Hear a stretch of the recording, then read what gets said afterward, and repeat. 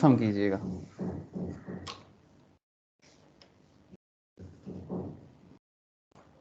है सर, होएगा sir. Okay sir, ठीक है।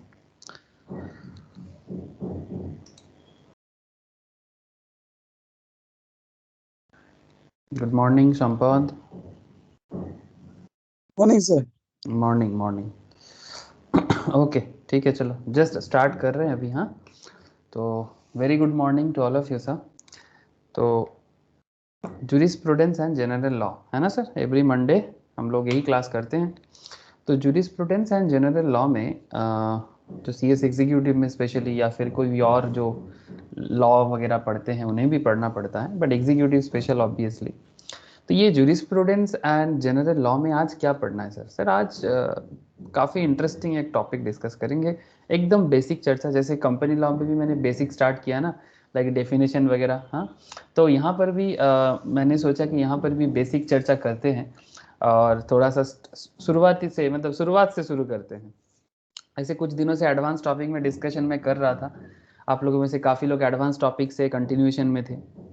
ठीक है, एडवांस टॉपिक में फिर से जाएंगे, मतलब बाकी जो भी रिलेटेड लॉ है ना, जूरिस्प्रूडेंस एंड जनरल लॉ में सभी लॉ अलग अलग लॉ हैं। ठीक है, तो उसके बारे में चर्चा आगे जारी रहेगा, लेकिन उससे पहले आज मैं आपको बताने जा रहा हूँ ये जूरिस्प्रूडेंस एंड जनरल लॉ का एक बड़ा ही इंटरेस्टिंग फैक्ट, कि ये जो लॉ सब्जेक्ट है ना सर, ये लॉ सब्जेक्ट के बारे में एक स्पेशल बातचीत होगा आज। आप ऐसे समझ सकते हो कि आप लोगों के सिलेबस के हिसाब से इसको सोर्स ऑफ लॉ का नाम दिया गया है। ठीक है, मतलब ये लॉ जो है, ये जो लॉ सब्जेक्ट्स है, ये लॉ सब्जेक्ट्स है क्या, इस लॉ का ज़रूरत क्या पड़ गया। मतलब एक सिंपल बात है कि सोसाइटी को लॉ का इतना ज़रूरत क्यों है। आप लोग बात मेरा समझ पा रहे हो ना सर? ये लॉ जो सब्जेक्ट्स के तौर पे आप लोग पढ़ते हो, चाहे आप सीएस पढ़ रहे हो या फिर आप लॉ मतलब किसी लॉ का पेपर कर रहे हो, ठीक है, एलएलबी टाइप में जो भी है, ठीक है, या फिर अगर आप चार्टर्ड भी करते हो या सीएमए करते हो या फिर डिफरेंट काइंड ऑफ लॉ हमारे सोसाइटी में अवेलेबल है सर। ठीक है, बहुत सारे। आज मैं आपके साथ यही सब चर्चा करूंगा कि कितना सारा लॉ है, मोटा मोटी एक आइडिया के हिसाब से। ऐसे तो लॉ बहुत सारा है सर। ठीक है, मतलब आज का क्लास करते ना आपको समझ में आएगा कि ये कितना गहरा एक टॉपिक है। मतलब ये सब्जेक्ट्स ना, मतलब इतना, मतलब डायनामिक है, इतना चेंजिंग है, मतलब आपको मैं बोल के नहीं समझा सकता। आज का क्लास करने के बाद शायद आप लोग खो जाओ लॉ में, ये मेरा वादा है आपसे कि आप खो जाओगे। मतलब इसलिए मैं बोल रहा हूँ क्योंकि अगर आज तक किसी ने लॉ को अच्छे से सोचा नहीं है, तो आज के क्लास के बाद इतना मैं बोलूँगा कि वो लॉ के बारे में सोचना भी चालू कर देगा और पागल भी हो जाएगा मतलब अपने अंदर से, बिकॉज एक ऐसा साइंस है लॉ जो आपको आज समझ में आएगा। मतलब ये मेरा मानना है। तो देखते हैं। ऐसे आप लोगों से जस्ट पूछना चाहूंगा एक बार कि लॉ के बारे में आप लोगों का क्या ख्याल है, मतलब जस्ट सिंपल कॉन्टेक्स्ट में, कि सोसाइटी को लॉ का जरूरत क्यों है। जस्ट आप लोगों के मन में जो भी चल रहा है आप बता सकते हो सर। सोसाइटी को लॉ का जरूरत क्यों है, अगर लॉ ना होता तो क्या होता। मतलब चाहे कोई भी लॉ हो, बिजनेस लॉ, जैसे आप लोग normally business law related paper ज़्यादा करते हो, like company law, commercial law, economic law, ठीक है, इस तरह का। ठीक है, बिजनेस लॉ, कमर्शियल लॉ, ठीक है, इसके इंडस्ट्रियल लॉ, ठीक है, आप लोगों के साथ ज़्यादा ये सब लॉ का कनेक्शन ज़्यादा जुड़ा हुआ है। ठीक है, और जूरिस जनरल लॉ के अंदर तो आप लोग हाल फिलहाल में एडवांस टॉपिक में जो लोग पढ़ रहे थे इतना दिन, like criminal law, penal code वगैरह, ठीक है, इस तरह का साइबर लॉ। तो ऐसे बहुत सारा नाम लेके खत्म नहीं कर पाऊंगा अभी मैं। लेकिन मेरा आपसे एक सिंपल सा क्वेश्चन है, क्योंकि आज मैं सोर्स ऑफ लॉ पढ़ाने जा रहा हूँ आपको, तो बस आपको एक सिंपल सवाल कर रहा हूँ कि अगर सोसाइटी में लॉ ना होता तो क्या होता, या फिर इतना क्यों जरूरत है सोसाइटी के लिए लॉ का। हाँ ज्योति, जस्ट अपने मन में जो भी है यू कैन बता सकते हो सर, शेयर कर सकते हो, बोलो।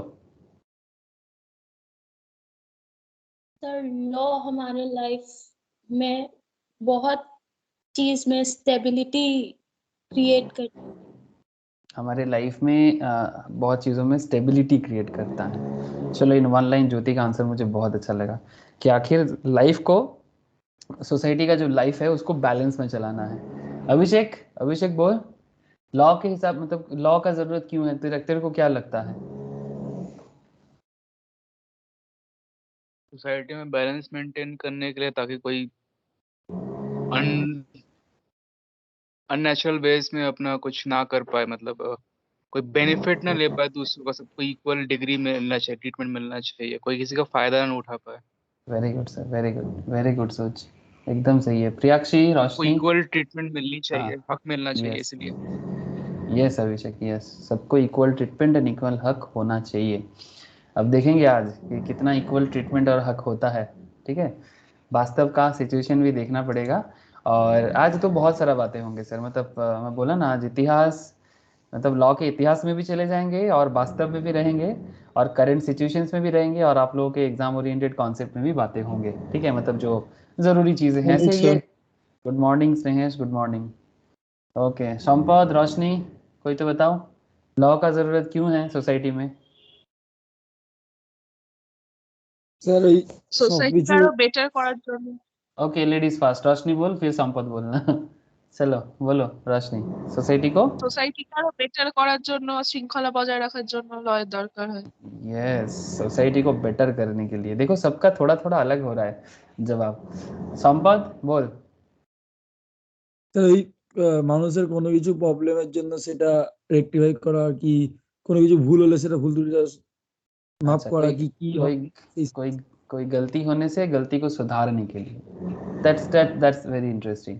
मतलब कोई भी गड़बड़ हो जाए उसको सुधारना है, हाँ, मतलब ठीक करना है, रेक्टिफाई करना है।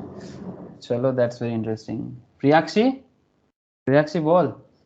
স্যার সবকিছু যেমন একটা মেইনটেনেন্সে থাকে, মানে লিমিটেডে থাকে। सब किछु जानो लिमिटेशन में থাকে, मतलब लिमिट में रह गया, मतलब बेसिकली जैसे हम लोग बोलते हैं ना, अपने लिमिट में रहो, यही ना, হ্যাঁ, मतलब हद पार कर मत करो, मतलब हद से ज्यादा नहीं होना चाहिए, लिमिट में रह के। Yes sir. ओके, स्नेहेश, स्नेहेश তোরটাই বাকি আছে, বল আর কেউ নেই এখন। স্যার ওই লক, স্যার বল। প্রত্যেকটা সার্কামস্টেন্সের জন্য স্টেবল থাকে আর মানে সঠিকভাবে যেন জাস্টিস পায় সবাই, সেই জন্য ল খুব useful sir. Equal justice for all and stability. चलो अभिषेक, হুম। Snehesh and Jyoti almost similar parameter में जवाब दिया है। बाकी संपद, रोशनी, प्रियाक्षी, उनका भी अपना राय एकदम सही है। ठीक है, चलो, सही गलत का बात है ही नहीं आज। ठीक है, आज तो सोर्स ऑफ लॉ का बात है कि ये लॉ का ज़रूरत क्या है, सोर्स ऑफ लॉ किस तरह से हमें हेल्प करता है। एंड मोस्ट इंटरेस्टिंगली आपको एक बहुत ही अच्छा चीज़ आज समझने को मिलेगा। जैसे हम लोग, ये जो टॉप सब्जेक्ट है इसका नाम क्या है आप लोगों का? General jurisprudence and general law, है ना। तो ऑब्वियसली दोनों वर्ड सेम नहीं है। ठीक है, तो ये जनरल मतलब लॉ के साथ जूरिस्प्रूडेंस का डिफरेंस क्या है। ठीक है, मतलब what is law and what is jurisprudence, ये भी मैं आपसे बात करूंगा। ठीक है, लेकिन वेट, उससे उस तक पहुंचने के लिए पहले लॉ रिलेटेड कुछ इतिहास भूगोल थोड़ा देख लेते हैं। ठीक है, फिर आपको नोट्स जैसे लिखाते हैं वैसे लिखाएंगे और फिर जाके अलग अलग महान महान लॉ मेकर्स हमारे देश का नहीं सर, मतलब it's not just about India, ये जूरिस्प्रूडेंस का बात करूंगा ना, ये पूरा वर्ल्ड वाइड बात करता है। ठीक है, तो दुनिया भर में जाने माने लॉ मेकर्स मॉडर्न डे में, ठीक है, मॉडर्न डे में मतलब लास्ट 200-300 सालों में जिन लोगों ने भी सोसाइटी में दुनिया भर में काम किया है, उनका दिया हुआ कुछ इंपॉर्टेंट डेफिनेशंस है लॉ के बारे में, उन लोगों ने कुछ कहा है। ठीक है, लाइक सैलमॉन, बहुत सारे ऐसे हैं, ऑस्टीन। ठीक है, इनके बारे में बात करेंगे सर, लेकिन उन तक पहुंचने से पहले लॉ का इतिहास भूगोल थोड़ा देखना पड़ेगा। ठीक है, ओके, चलो सर, मैं स्क्रीन शेयर करता हूं और आपसे एक एक बात शेयर करने के लिए आगे बढ़ता हूं। ठीक है, चलो सर, आप लोग भी समझ गए कि क्या होने वाला है जूरिस्प्रूडेंस, एंड उसके अंदर हम लोग अभी बात करने जा रहे हैं सर सोर्स ऑफ लॉ के अंदर, जिसमें सिग्निफिकेंस, ठीक है, रेलिवेंस टू सोसाइटी, यही सब बात आज ज़्यादा होगा। जूरिस्प्रूडेंस के साथ लॉ का डिफरेंस में बात होगा, ये सब मेनली आज करूँगा। उसके बाद जो किताबी बातें हैं, लाइक कुछ फेमस लॉ मेकर्स का, like Austin, Dean Roscoe, Salmond, very famous law makers, Kelsen, ठीक है, इन लोगों के बारे में कुछ जानकारी, क्योंकि सभी का अलग अलग थोड़ा सोच है लॉ के बारे में। ठीक है, तो बात करेंगे सर। ठीक है, बात करेंगे, बिल्कुल करेंगे, क्यों नहीं करेंगे। ओके,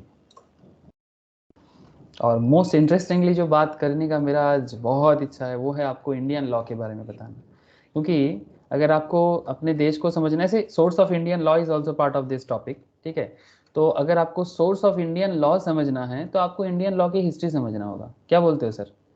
अगर आप लोग इंडियन लॉ को आगे बढ़ाना चाहते हो या इंडियन लॉ को समझना चाहते हो तो फिर आपको इंडियन लॉ का सोर्स समझना पड़ेगा, और अगर आपको इंडियन लॉ का सोर्स समझना है तो आपको जाना होगा प्राचीन काल में, ठीक है। तो आज आपको मैं प्राचीन काल का भी सवारी करूंगा, ठीक है। तो आप लोग प्राचीन काल में भी थोड़े चले जाओगे। प्राचीन काल समझते हो ना सर? पुराने दिनों में, पुराने दिन मतलब मे बी आज से 5000 years back, maybe 10,000 years back, we don't know, ठीक है। ये actually Indian system of society development आज का नहीं है सर, बहुत पुराना है इंडियन सिस्टम। तो इंडियन लॉ के बारे में भी बात होगा, इसके लिए मैंने सोचा कि आपको हिस्ट्री ऑफ इंडियन लॉ के बारे में भी बताऊं, ठीक है। मतलब बहुत पुराने इंडस वैली सिविलाइजेशन से, even before, more than that, वैदिक पीरियड, ठीक है। मतलब इंडस वैली से भी पहले वैदिक पीरियड, वैदिक एरा, वो भी आपसे बात करना जरूरी है, जो ऑलरेडी आप लोगों के इस पर्टिकुलर इंस्टीट्यूट के मैट के अंदर भी आपको देखने को मिलेगा, ठीक है। ऐसे मैं अपने मन मर्जी नहीं बोलूंगा, ठीक है। So very interesting sir. और law of India, each and everything, ठीक है। उसमें हिंदू कल्चर्स का लॉ, इस्लाम, क्रिश्चियंस, हाँ सभी कुछ, ठीक है। ऐसे हिंदू लॉ जैसे ही मैं बोलता हूँ तो 3-4 लॉ इसके अंदर ऑलरेडी इंक्लूड हो जाते हैं, लाइक बुद्धिज्म, जैनिज्म, सिखिज्म, ठीक है। तो ये सभी कुछ आप लोगों को शायद ऐसे फील होगा कि जात पात धर्म के आधार पे बातें होंगे, नहीं नहीं, बिल्कुल ऐसा नहीं है, कोई जात पात धर्म नहीं है, everything is, sir Muslim law तो আছে বোধহয়। हाँ वही तो, इस्लामिक लॉ, ठीक है। तो वो भी हमारे देश में है सर करेंटली, ठीक है। तो वो भी मैं मुझे आपको बात करना है। तो चलो एक बार लॉ ऑफ इंडिया के बारे में करेंटली थोड़ा देख लेते हैं, ठीक है। ये लॉ ऑफ इंडिया एग्जैक्टली क्या करेंटली चल रहा है, ठीक है। और उसके बाद धीरे धीरे सोर्स ऑफ लॉ के अंदर धीरे धीरे एकदम इंटर करेंगे। अच्छा एक सेकंड, मैं ना थोड़ा पेन ले लेता हूँ, पेन चाहिए मुझे। I am very excited, because क्यों एक्साइटेड हूँ, आप लोगों के साथ बहुत सारे बात आज मुझे शेयर करने को मिलेगा, क्योंकि इतिहास जानना बहुत ज़रूरी है। अगर आप इतिहास नहीं जानेंगे ना, जैसे इतिहास क्यों जानना ज़रूरी है मेरे हिसाब से, अगर आपको नहीं पता कि आपका फैमिली हिस्ट्री क्या है, कौन थे आप, कौन है आप, अगर आपको ये नहीं पता तो आप अपने वर्तमान को कैसे मानोगे? क्या बात सही है कि नहीं सर, बोलो। अगर आपको अपना अतीत नहीं पता तो क्या आप अपना वर्तमान को समझ पाओगे? Please tell me. Means simple concept है, अगर if you don't know who is your grandfather, who is your grandfather's father's, मतलब आपके ग्रैंडफादर, मतलब आपका दादाजी या ठाकुरदा, जो भी आप बोलते हो, ठीक है, दादाजी, नाना जी, ठीक है, या ठाकुरदा, जो भी बोलते हो आप, ठीक है, उनका पापा कौन थे, उनका पापा कौन थे, जरूरी नहीं कि हम सबको जाने, बट एटलीस्ट आप कहाँ से बिलोंग करते हो, ठीक है, ये जानना जरूरी है, बहुत जरूरी है। क्यों? क्योंकि इससे आपको पता चलेगा कि आपका रूट क्या है। आज अगर आप जिस हालत में हो, ठीक है, what ever be your conditions, तो उस कंडीशंस के पीछे आपका पुराना हिस्ट्री क्या है, आप कहाँ से आए हो, कौन हो आप, ठीक है, ये जानना बहुत जरूरी है। क्योंकि अतीत को जानोगे तो प्रेजेंट को समझ पाओगे, और प्रेजेंट को समझ पाओगे तो भविष्य को सुधार पाओगे। सर क्या बात कर दिया, ऐसा थोड़ी होता है कि अतीत को जाने बैठे बैठे कि इतिहास जाने। हाँ सर एकदम बिल्कुल जाने। आप लोग नहीं देखते हैं कि हमारे सोसाइटी में कुछ ऐसे लोग होते हैं कि আমাদের ऐसे बंगाली में हम लोग ऐसे बोलते हैं कि পরিবারের একটা মান সম্মান আছে कि नहीं, ऐसा करके बोलते हैं। मतलब जो फैमिलीज ना मतलब ऐसे बात करते हैं अपने फैमिलीज के अंदर, ठीक है, कि फैमिली का कुछ रेपुटेशन है कि नहीं है। तो ये रेपुटेशन का जब बात कर लिया कोई फैमिली, तो क्या वो प्रेजेंट का बात कर रहा है कि हिस्ट्री का बात कर रहा है? हाँ सर, जब ऑब्वियसली इतिहास का बात करते हैं, ठीक है, जब भी रेपुटेशन का सवाल उठाते हैं तो एक्चुअली वो हिस्ट्री का बात कर रहे हैं, ठीक है, कि हमारे फैमिली में ऐसा स्टेटस हुआ करता था, हमारा फैमिली का ये लेवल हुआ करता था। आप अगर आज के डेट में कुछ भी फैमिली के रेपुटेशन के अगेंस्ट में जाके कोई कुछ करना चाह रहा है तो सवाल खड़ा करता है ना, सोसाइटी के अंदर, फैमिलीज के अंदर, कि नहीं ये फैमिली के रेपुटेशंस को खराब कर देगा, समथिंग लाइक दैट, ठीक है। तो क्यों ऐसे बात करते? क्योंकि ये इतिहास है, ठीक है, और इतिहास से वर्तमान को मेजर करते हैं। तो आज भी हम लोग कुछ लॉ को ढूंढने के लिए, या भारत का लॉ, ऐसे नॉट जस्ट इंडियन लॉ के बारे में बात करेंगे हम लोग, तो आज एक्चुअली दुनिया भर के लॉ के बारे में ही कम ज्यादा बात करेंगे, ठीक है। लेकिन क्योंकि हम इंडियंस है तो इंडियन लॉ के बारे में थोड़ा ज्यादा चर्चा इसलिए करना चाहते हैं ताकि आपको मैं ये पर्टिकुलर टॉपिक ना समझा पाऊं कि ये सोर्स ऑफ लॉ किस तरह से बना है और कितना रेलिवेंस है हमारे सोसाइटी में आज के डेट में, ठीक है। ऐसे है एक topic source of Indian law, इसीलिए मैंने सोचा कि आपको सोर्स ऑफ इंडियन लॉ में थोड़ा बात करूं, ठीक है। उसके बाद उसके साथ साथ ये nature of law, meaning, significance, ये सभी चीजें बात करूंगा। मॉडर्न सोसाइटी में इसका रेलिवेंसी कितना है, सभी चीजें बात करूंगा। तो इसीलिए मैंने सोचा पहले इंडियन लॉ से ही बात चालू करते हैं, ठीक है। ओके, तो चलो देखते हैं लॉ ऑफ इंडिया क्या है। दिखाई दे रहा है ना आप लोगों को screen? Please tell me. Yes sir. Okay yes sir. Sir, कुछ दिन पहले हमारे देश में क्या निकला सर? 26 जनवरी है ना, जिस दिन से हम लोग डेमोक्रेटिक पूरा भारत को रिपब्लिक बनाया गया था, है ना, कॉन्स्टिट्यूशन को फॉलो करने करके एक न्यू इंडिया बनाया गया था, यही है ना 26 जनवरी का खासियत। हाँ sir, what is the speciality of 26 जनवरी से एक कॉन्स्टिट्यूशन ऑफ इंडिया को एक बहुत ही मतलब एक न्यू इंडिया, मतलब ब्रिटिश जाने के बाद, ब्रिटिश उसके पहले मुगल एरा ये सब खत्म होने के बाद जो एक न्यू इंडिया फॉर्म हुआ, मतलब लगातार 700-800 ईयर्स भारत किसी का कॉलोनी हुआ करता था, मतलब डिफरेंट डिफरेंट कंट्रीज का, कभी मुगल का, कभी ब्रिटिश का, कभी पोर्तुगीज का, थोड़ा बहुत इधर उधर, ठीक है, पोर्तुगीज टोटल में नहीं किया बट कोई कोई जगह है, आज वो भी बात करेंगे, पोर्तुगीज कॉलोनी, फ्रेंच कॉलोनी, ठीक है। तो भारत ओवरऑल लास्ट 700-800 साल में भारत किसी ना किसी कंट्री का कॉलोनी हुआ करता था। तो भारत को अगर फिर से रिबिल्ड करना था तो एक प्रॉपर लॉ होना बहुत जरूरी था, है ना सर? क्या बोलते हो? एक प्रॉपर लॉ होना बहुत जरूरी था, क्योंकि उसी लॉ के आधार पे फ्यूचर इंडिया बनने जा रहा था। ये बात मैं कर रहा हूँ 1947 के बाद 1950 1951 इस टाइम पीरियड में जिस तरह से संविधान को लागू किया गया, ठीक है, 1949 में, ठीक है। तो इस तरह से जिस तरह से संविधान को बनाया गया, और संविधान को बना के, ये हमारा संविधान का एक्चुअली पहला पेज है जहां पर ये देखो, आप लोग जैसे बात कर रहे थे ना कि लॉ का क्यों जरूरत है, तो आप लोग जो जो बातें किए सर, द पीपल, ये मैं कॉन्स्टिट्यूशन का चैप्टर जब आएगा ना तब मैं आपसे बात करूंगा। The constitution of India, the people of India having solemnly resolved to constitute India into sovereign democratic republic and secure to all its citizens justice for all, social, economic and political, liberty for all, thought, expression, belief, faith and worship. लेकिन एक interesting fact क्या है जानते हो? Justice for all बता तो देते हैं बट सबको रियल में मिलता नहीं है। लिबर्टी दे देते हैं बट लिबर्टी का गलत मतलब होता है, ठीक है। मैं आपको बताऊंगा आज, आपको कुछ पॉइंट में खुद ही समझ में आएगा कि लिबर्टी देना बहुत अच्छी बात है, बट उसको रियल लाइफ में लिबर्टी का प्रॉपर इस्तेमाल करना, प्रॉपर यूज करना, इट्स नॉट जस्ट मतलब वेरी इजी नहीं है सर। मैं आपको इतना बताना चाहूंगा, आपको आज पता चलेगा कि संविधान तो बोल देते हैं सर इस तरह से जो सुनने में बड़ा अच्छा लगता है, बट रियलिटी ना एग्जैक्टली ऐसा नहीं है, कुछ अलग है रियलिटी। और क्यों ऐसा है ये भी आपको समझ में आएगा, मतलब आज आपको ना थोड़ा क्रिटिकल फीलिंग आएगा सर। इक्वलिटी, जैसे कि आप लोगों ने बोला सबको इक्वल देखो, बट क्या इतना आसान होता है इक्वली देखना? सवाल है सर आपके सामने। फ्रैटर्निटी मतलब सभी के लिए, fraternity assuring the dignity of the individual, dignity point to be noted sir. ये लॉ डिग्निटी मतलब सम्मान सबका मतलब देखिएगा सर, ठीक है, किसी के डिग्निटी में सवाल ना उठाया जाए, किसी का डिग्निटी खराब ना हो।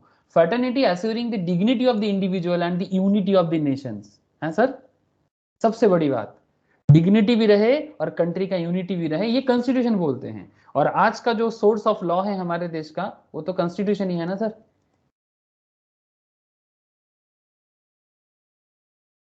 क्या बोलते हो सर?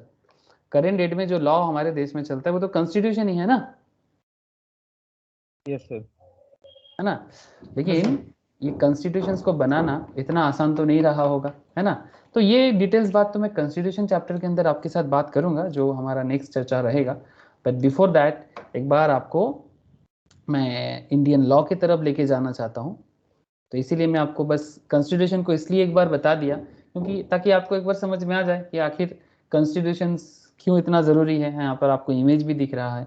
तो law of India refers to the system of law across the Indian Nations.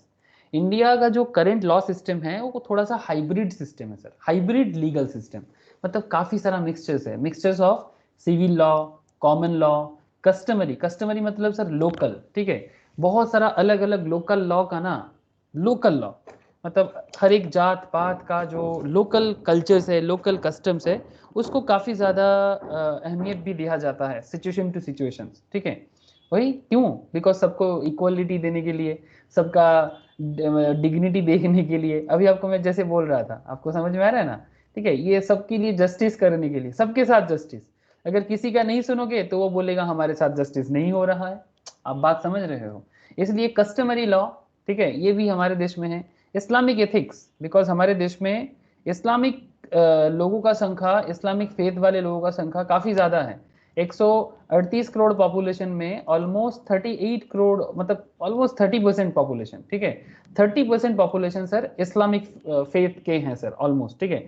तो ये एक वन ऑफ द रीजन है कि इस्लामिक एथिक्स को हमारे देश में एक अलग ही जगह देना पड़ा, ठीक है। मतलब स्पेशली ब्रिटिश जाने के बाद, ब्रिटिश रहते रहते भी, इवन ब्रिटिश रहते रहते भी ये कहानी हुआ था सर। मतलब जब आप लोग वारेन हेस्टिंग्स के बारे में जरूर सुने होंगे, कोलकाता में एक स्टॉपेज भी है हेस्टिंग्स बोल के, आई होप आप लोग जानते होंगे। ये सेकेंड ब्रिज क्रॉस करके जब आप हावड़ा की तरफ से कोलकाता में एंटर करते हो तो पहला स्टॉपेज आता है हेस्टिंग्स, जानते हो सर? ऐसा हाँ, तो वारेन हेस्टिंग्स ना, ये हिंदू लॉ और इस्लाम लॉ को मतलब एक स्पेशल करके बनाया गया था। मतलब उन्होंने उनके टाइम पे उन्होंने इसको रिफर्बिश्ड किया था, एक तरह के आप बोल सकते हो। ऐसे तो देखो, हिंदू कल्चर और इस्लाम कल्चर दोनों अलग है obviously, because Islam is from Arabian Nations, ठीक है। इनका जो भी कॉन्सेप्ट है ये सब अरब और तुर्की ये सब एरिया से आया है, ठीक है। वहां का लोगों का कल्चर्स और कॉन्सेप्ट है। और इंडिया के जो मुस्लिम्स, बाद में जो लोग मुस्लिम्स बना है, उनका कल्चर थोड़ा मिक्सड अप हो गया है, लेकिन कहीं ना कहीं अरब और तुर्किश कल्चर के साथ मैचअप हो गया।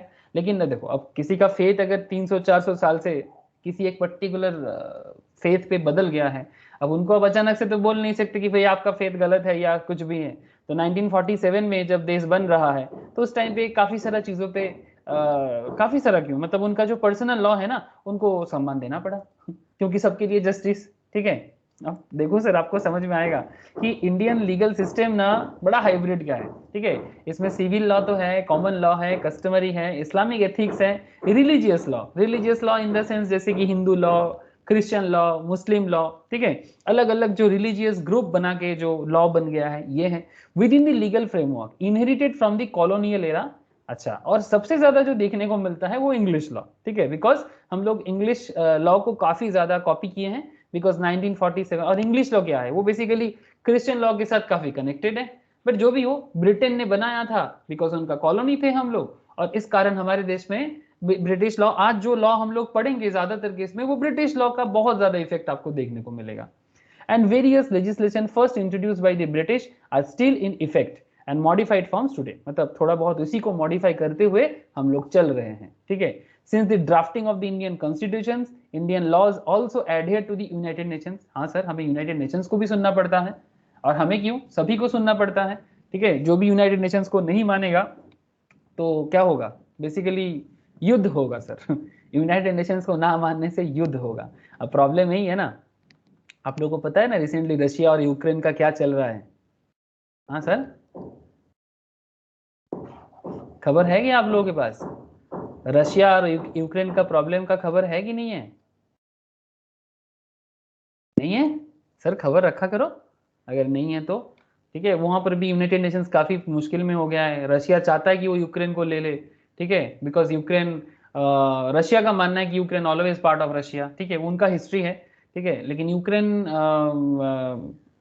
कुछ बोल नहीं पा रहे प्रॉपरली, और उधर western European countries like England वगैरह, ठीक है, जर्मन वगैरह, ये लोग चाहते हैं कि, और यूएस, ठीक है, US and western NATO countries बोलते हैं, वो लोग चाहते हैं कि रशिया यूक्रेन को ना ले।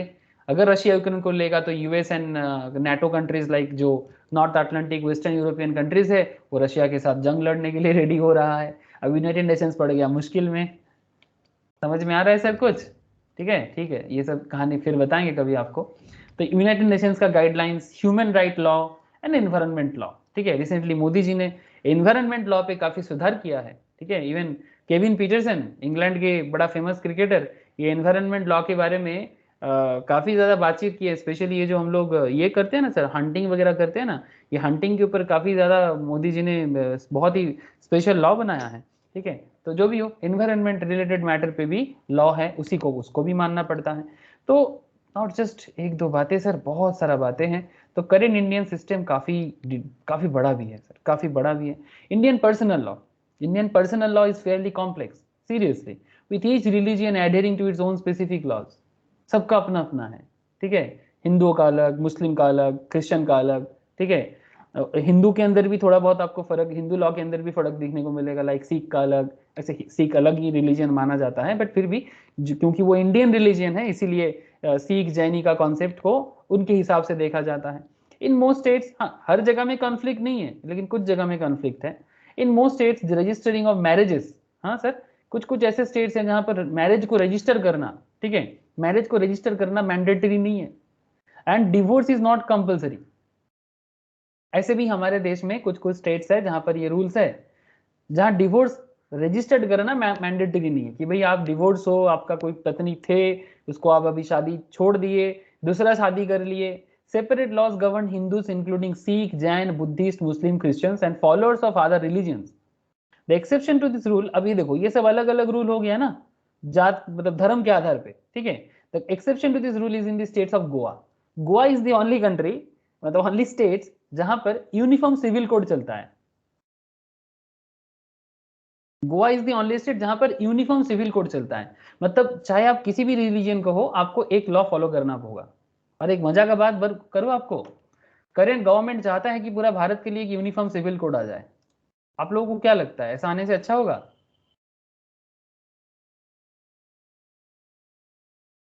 हाँ सर, आप लोगों को क्या लगता चाहता है? तो गवर्नमेंट बहुत कुछ, ये लोग होने कहाँ देते हैं। यूनिफॉर्म सिविल कोड के बारे में करंट गवर्नमेंट सीरियसली बहुत बहुत पागल हो रहा है कि पूरा देश को चलाने के लिए एक सिंगल लॉ आ जाए। लेकिन मुश्किल क्या है कि ये भारत है और यूनिफॉर्म, अब गोवा में क्यों है इसका भी मैं आपको 2 मिनट बता देता हूँ कि गोवा में क्यों यूनिफॉर्म सिविल कोड आज भी चलता है, ठीक है। इसका रीजन ये है कि गोवा ब्रिटिश कॉलोनी नहीं था। क्या आपको पता है? हाँ सर, यस सर। ठीक है, गोवा ब्रिटिश कॉलोनी नहीं था। इसके कारण क्या हुआ, गोवा में जो वहाँ का लोग ज़्यादातर जो भी है वो ज़्यादातर पुर्तगीज कॉलोनी था, तो पुर्तगीज का इफेक्ट वहाँ पर था। और पुर्तगीज ने ना एक्चुअली बहुत ज़्यादा, जैसे कि ब्रिटिश का क्या था, वो उसको पूरा देश भर में लूटमार चलाना था ऑन दैट टाइम। पुर्तगीज उससे पहले काफ़ी दूसरे कंट्रीज को कर चुके थे सर। पुर्तगीज भी कोई अच्छा बात नहीं है कि पुर्तगीज अच्छे थे ब्रिटिश से, ऐसा मत सोचो आप लोग, बिल्कुल ठीक है। पुर्तगीज ऑलरेडी अपना जो साउथ अमेरिकन नेशन है वहाँ पर पुर्तगीज का बहुत बड़ा जगह था। पुर्तगीज के बाद एक्चुअली ब्रिटेन ने पूरा दुनिया भर में राज करने का सोच लिया था, बट बिफोर दैट पुर्तगाल तो दुनिया को एक बार ऑलरेडी कर लिया था अपने अंदर। उसमें भारत ऑब्वियसली उनका पार्ट नहीं था, बट साउथ अमेरिका वगैरह में वो पुर्तगीज कॉलोनी, ब्राजील वगैरह, अर्जेंटीना वगैरह में ना पुर्तगीज का बहुत बड़ा मतलब एरिया बन गया था। तो ठीक है, मैं उसके बारे में अभी नहीं चलता हूँ। लेकिन हमारे देश में ये पोर्तुगीज का जो गोवा का जो एरिया था, ठीक है, ये अभी भी यूनिफॉर्म सिविल कोड इसलिए यूज कर पाता है अपने स्टेट के अंदर बिकॉज यहाँ पर ब्रिटिश का जो भेदभाव का रूल था ना, वो ज्यादातर चला नहीं, सिंपल बात है, ठीक है। तो ये एक यूनिफॉर्म सिविल कोड चाहे आप किसी भी रिलीजियंस का हो, आपके ऊपर लागू होगा और वो आजादी के बाद भी चलता रहा, ठीक है। ये अपने स्टेट के अंदर यूनिफॉर्म सिविल कोड अभी भी लगा के रखा है यूसीसी, ठीक है, मतलब सभी के लिए सेम रोल। लेकिन बाकी इंडिया का कॉन्सेप्ट ऐसा नहीं है, बाकी इंडिया का कॉन्सेप्ट ऐसा नहीं है because of different cultures, different basically 3-4 concept इसके अंदर मिक्स हो गया। एक हो गया कि अलग अलग रिलीजियस को मतलब एक अलग अलग स्टेटस देना, ठीक है। संविधान बनाने के टाइम पे अगर इसको बना देता तो अच्छा होता, बट उस टाइम पे नहीं बनाया। आई डोंट नो बनाना सही था नहीं था, क्योंकि इतने बड़े बड़े लॉ मेकर्स थे, शायद उनको सही लगा होगा तभी किया हो। लेकिन आज ये बात बहुत ज्यादा उठ रहा है सर कि पूरा भारत के लिए एक यूनिफॉर्म कोड होना चाहिए, uniform civil code for the all, मतलब for the whole India, for the whole India uniform civil code. ये यहाँ पर आपको देखने को मिलेगा, विकिपीडिया का सोर्स मैं यूज कर रहा हूँ, ये देखो, you can see it here.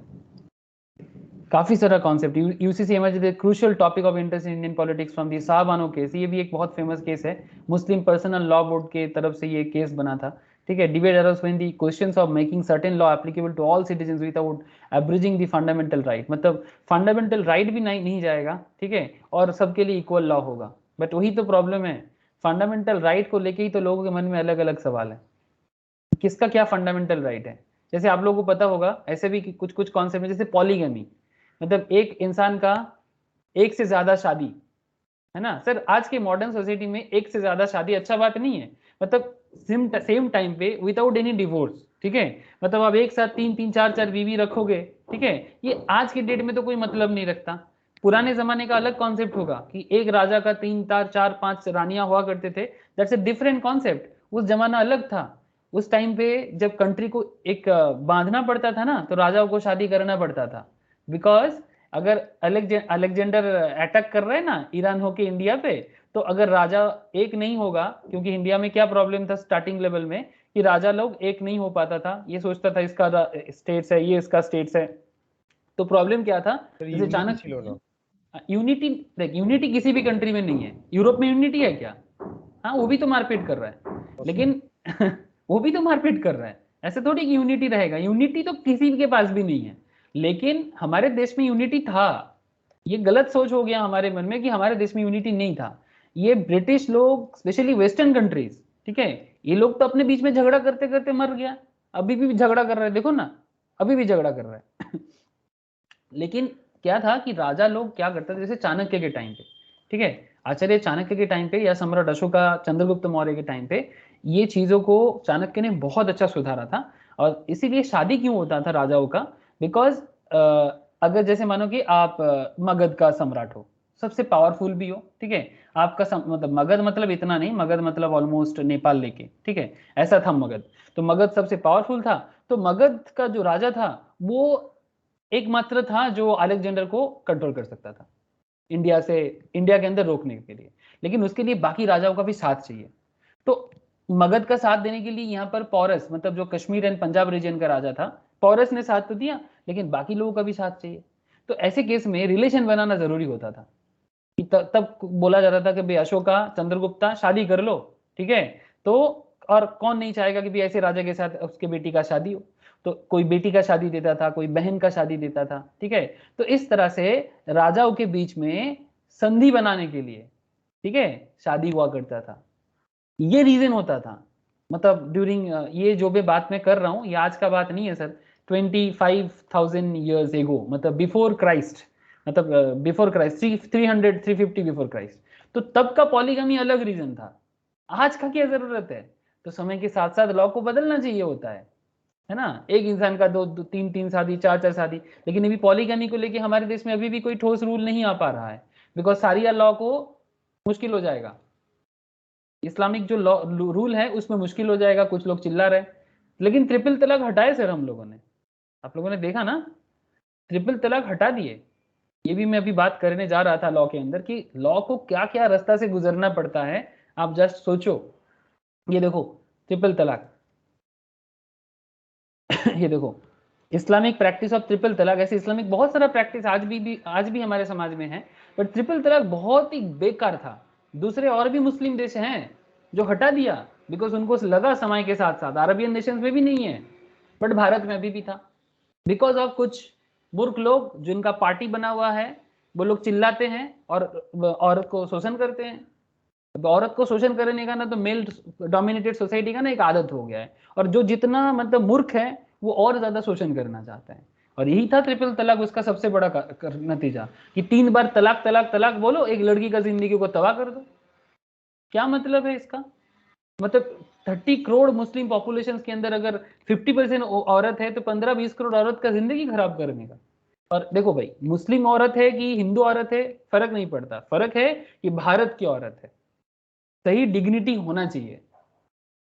तो ये बहुत बड़ा चेंजेस है सर, इसको करने में इतना टाइम लग गया, यही सबसे बड़ा दुख की बात है कि हम लोग 2022 में रहते हैं, बट इस तरह का चीज आने में कितना समय लग रहा है, कितना अभी कितना सारा चीजें हैं जिसके ऊपर, जैसे मैं आपको बोला ना पॉलीगमी बहुत खतरनाक रूल है सर, चेंज होना चाहिए।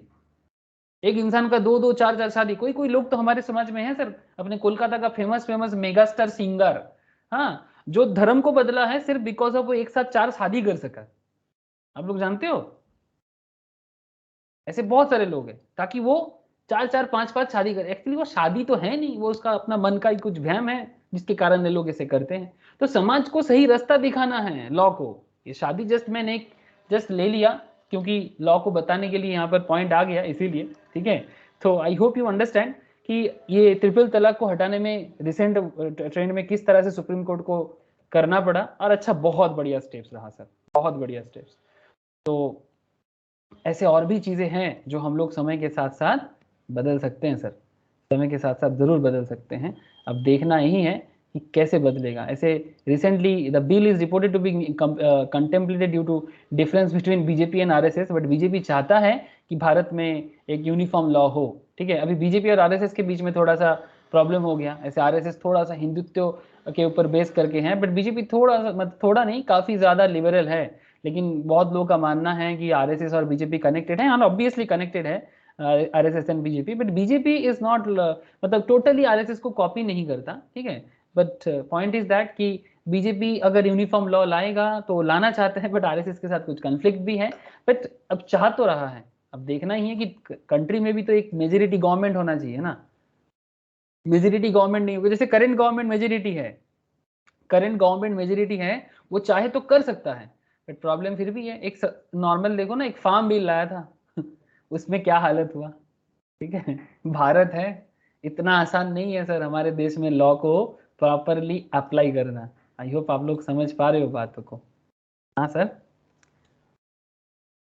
जीएसटी आते आते कितना टाइम लग गया आप लोगों को, जीएसटी का बेसिक्स में बताया था, सिर्फ गुड्स एंड सर्विस टैक्स लाने में कितना टाइम लग गया। और इसके रीजन था क्या, क्योंकि एक मेजोरिटी गवर्नमेंट नहीं ला पा रहे थे हम लोग ऑलमोस्ट 15 ईयर से, है ना। 15 क्या और भी ज्यादा, मेजोरिटी गवर्नमेंट मतलब एक ही पार्टी का सरकार बनेगा। तो गुड्स एंड सर्विस टैक्स चालू हुआ था 98 से, ठीक है, और उसको मतलब इम्प्लीमेंट होते होते 2017 हो गया। ये तो सिंपल एक बिजनेस टैक्स लॉ है। सोसाइटल लॉ को तो मैं छोड़ ही देता हूँ, उसमें तो बहुत लोग बहुत आवाज उठाते हैं। तो आई होप कि आप लोग समझ पा रहे हो सर कि हमारे ये देश में लॉ कितना भी कॉन्स्टिट्यूशन अच्छा बात कर दे, बट रियलिटी सिर्फ अच्छे बात पे नहीं है सर, रियलिटी तो बियॉन्ड दैट है sir. As of January 2017, there were about 1248 laws. However, since there are central laws as well as state laws, it is difficult to ascertain their exact numbers. As on the given date, and the best way to find the central laws in India is from the official website.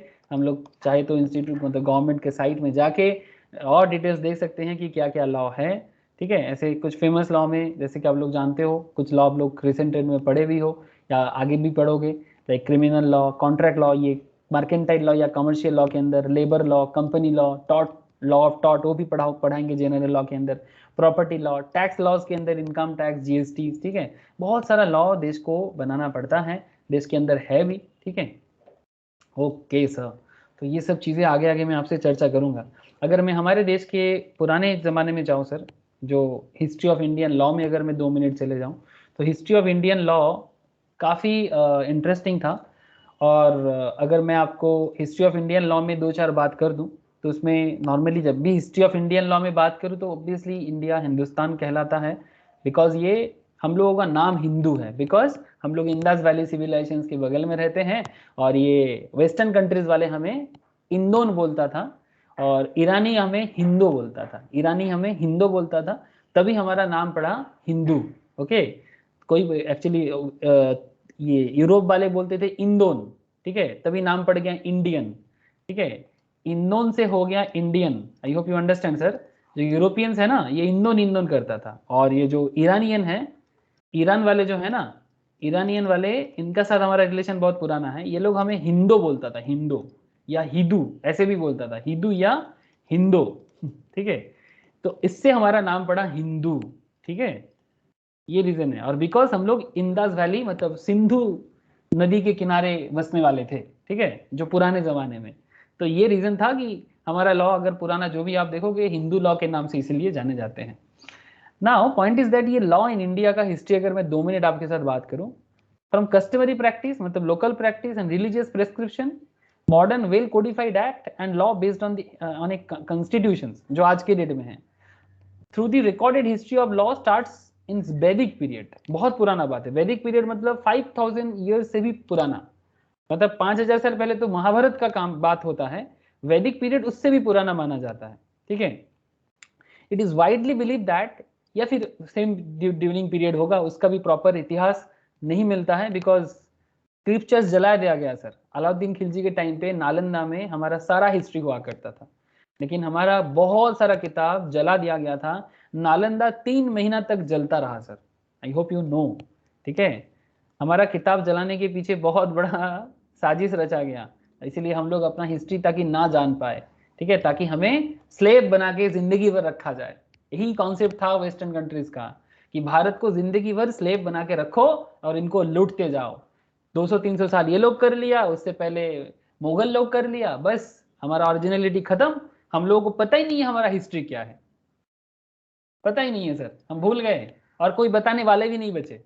किताब जो भी था आधा अधूरा रह गया। जैसे कुछ किताबें अभी भी मिल जाता है बट सर वो ना मैच नहीं करता। प्रॉब्लम यही है कि एक के साथ दूसरा मैच नहीं करता, मतलब कभी एक पार्ट मिलता है तो दूसरा पार्ट कब का है या कितना पुराना है वो समझने में थोड़ा सा कंफ्यूजन, बिकॉज वही मैं बोला ना आपको, क्योंकि काफी सारा किताब जला दिया गया, ठीक है, बहुत नालंदा जला है, इसका तो पूरा प्रूफ है। आप अल्बिरूनी पढ़ लो, चाइनीज ट्रैवलर्स की किताब पढ़ो, या आप इटालियन ट्रैवलर्स का किताब पढ़ो, ठीक है, हमें तो इंडियंस पे भरोसा नहीं होता। आप कोई भी वेस्टर्न ट्रैवलर्स या चाइनीज ट्रैवलर्स का किताब पढ़ो जो इंडिया में आते थे उन दिनों और किताबें लिखते थे, ठीक है, अरबियन ट्रैवलर्स जो इंडिया में आते थे उनकी किताब पढ़ो, सब लिखा हुआ उन पे, सभी कोई मानते हैं। और लिख के भी गया कि किस तरह से नालंदा को जलाया गया था, क्योंकि नालंदा में हमारा सारा का सारा, तक्षशिला और भी पुराना बात है, नालंदा फिर भी 500 ईयर्स 1000 ईयर्स पुराना बात है, और तक्षशिला 2500 ईयर्स पुराना बात है। लेकिन कुछ कुछ चीजें आज भी हैं सर हमारे लॉ के रिलेटेड, अभी भी है सर। क्या बात करते हो? यस, अभी भी है, जिसको अभी भी मतलब मिला जाता, मतलब कहीं ना कहीं उसको किसी ना किसी पत्थर में, किसी ना किसी स्क्रिप्चर्स में, कोई ना कोई लाइब्रेरी में कहीं गड्ढा खोदा गया उसके नीचे से मिला है sir. Modern law and classical Hindu law was a peculiar legal system as it followed a unique arrangement of law and polity with a unique scheme of values. Ancient India presented distinct tradition of law and had historically independent school of legal theory and practice. The main aim of the law, मैं Indian बात कर रहा हूँ, Vedic period was preserve dharma. What is the meaning of dharma, sir? धर्मा मतलब law, मतलब आपको ऐसे किसी चीज को पकड़ के चलना चाहिए जिसके आपका जिंदगी, जो आप लोग बोल रहे थे ना स्टार्टिंग से, आप लोग स्टार्टिंग में ही बात कर रहे थे कि सर सबके लिए एक स्टैंडर्ड स्टेबिलिटी हो, सबके लिए इक्वल जस्टिस हो, ठीक है, that is dharma, which means righteousness and duty, अपना कर्तव्य और अधिकार के बेसिस में आपको काम करना चाहिए। Dharma consist of both legal duties and religious duties, आपका कुछ लीगल ड्यूटीज भी है, कुछ रिलीजियस ड्यूटीज भी है। It is only includes laws and court procedures, but also a wide range of human activities, जैसे ritual purifications।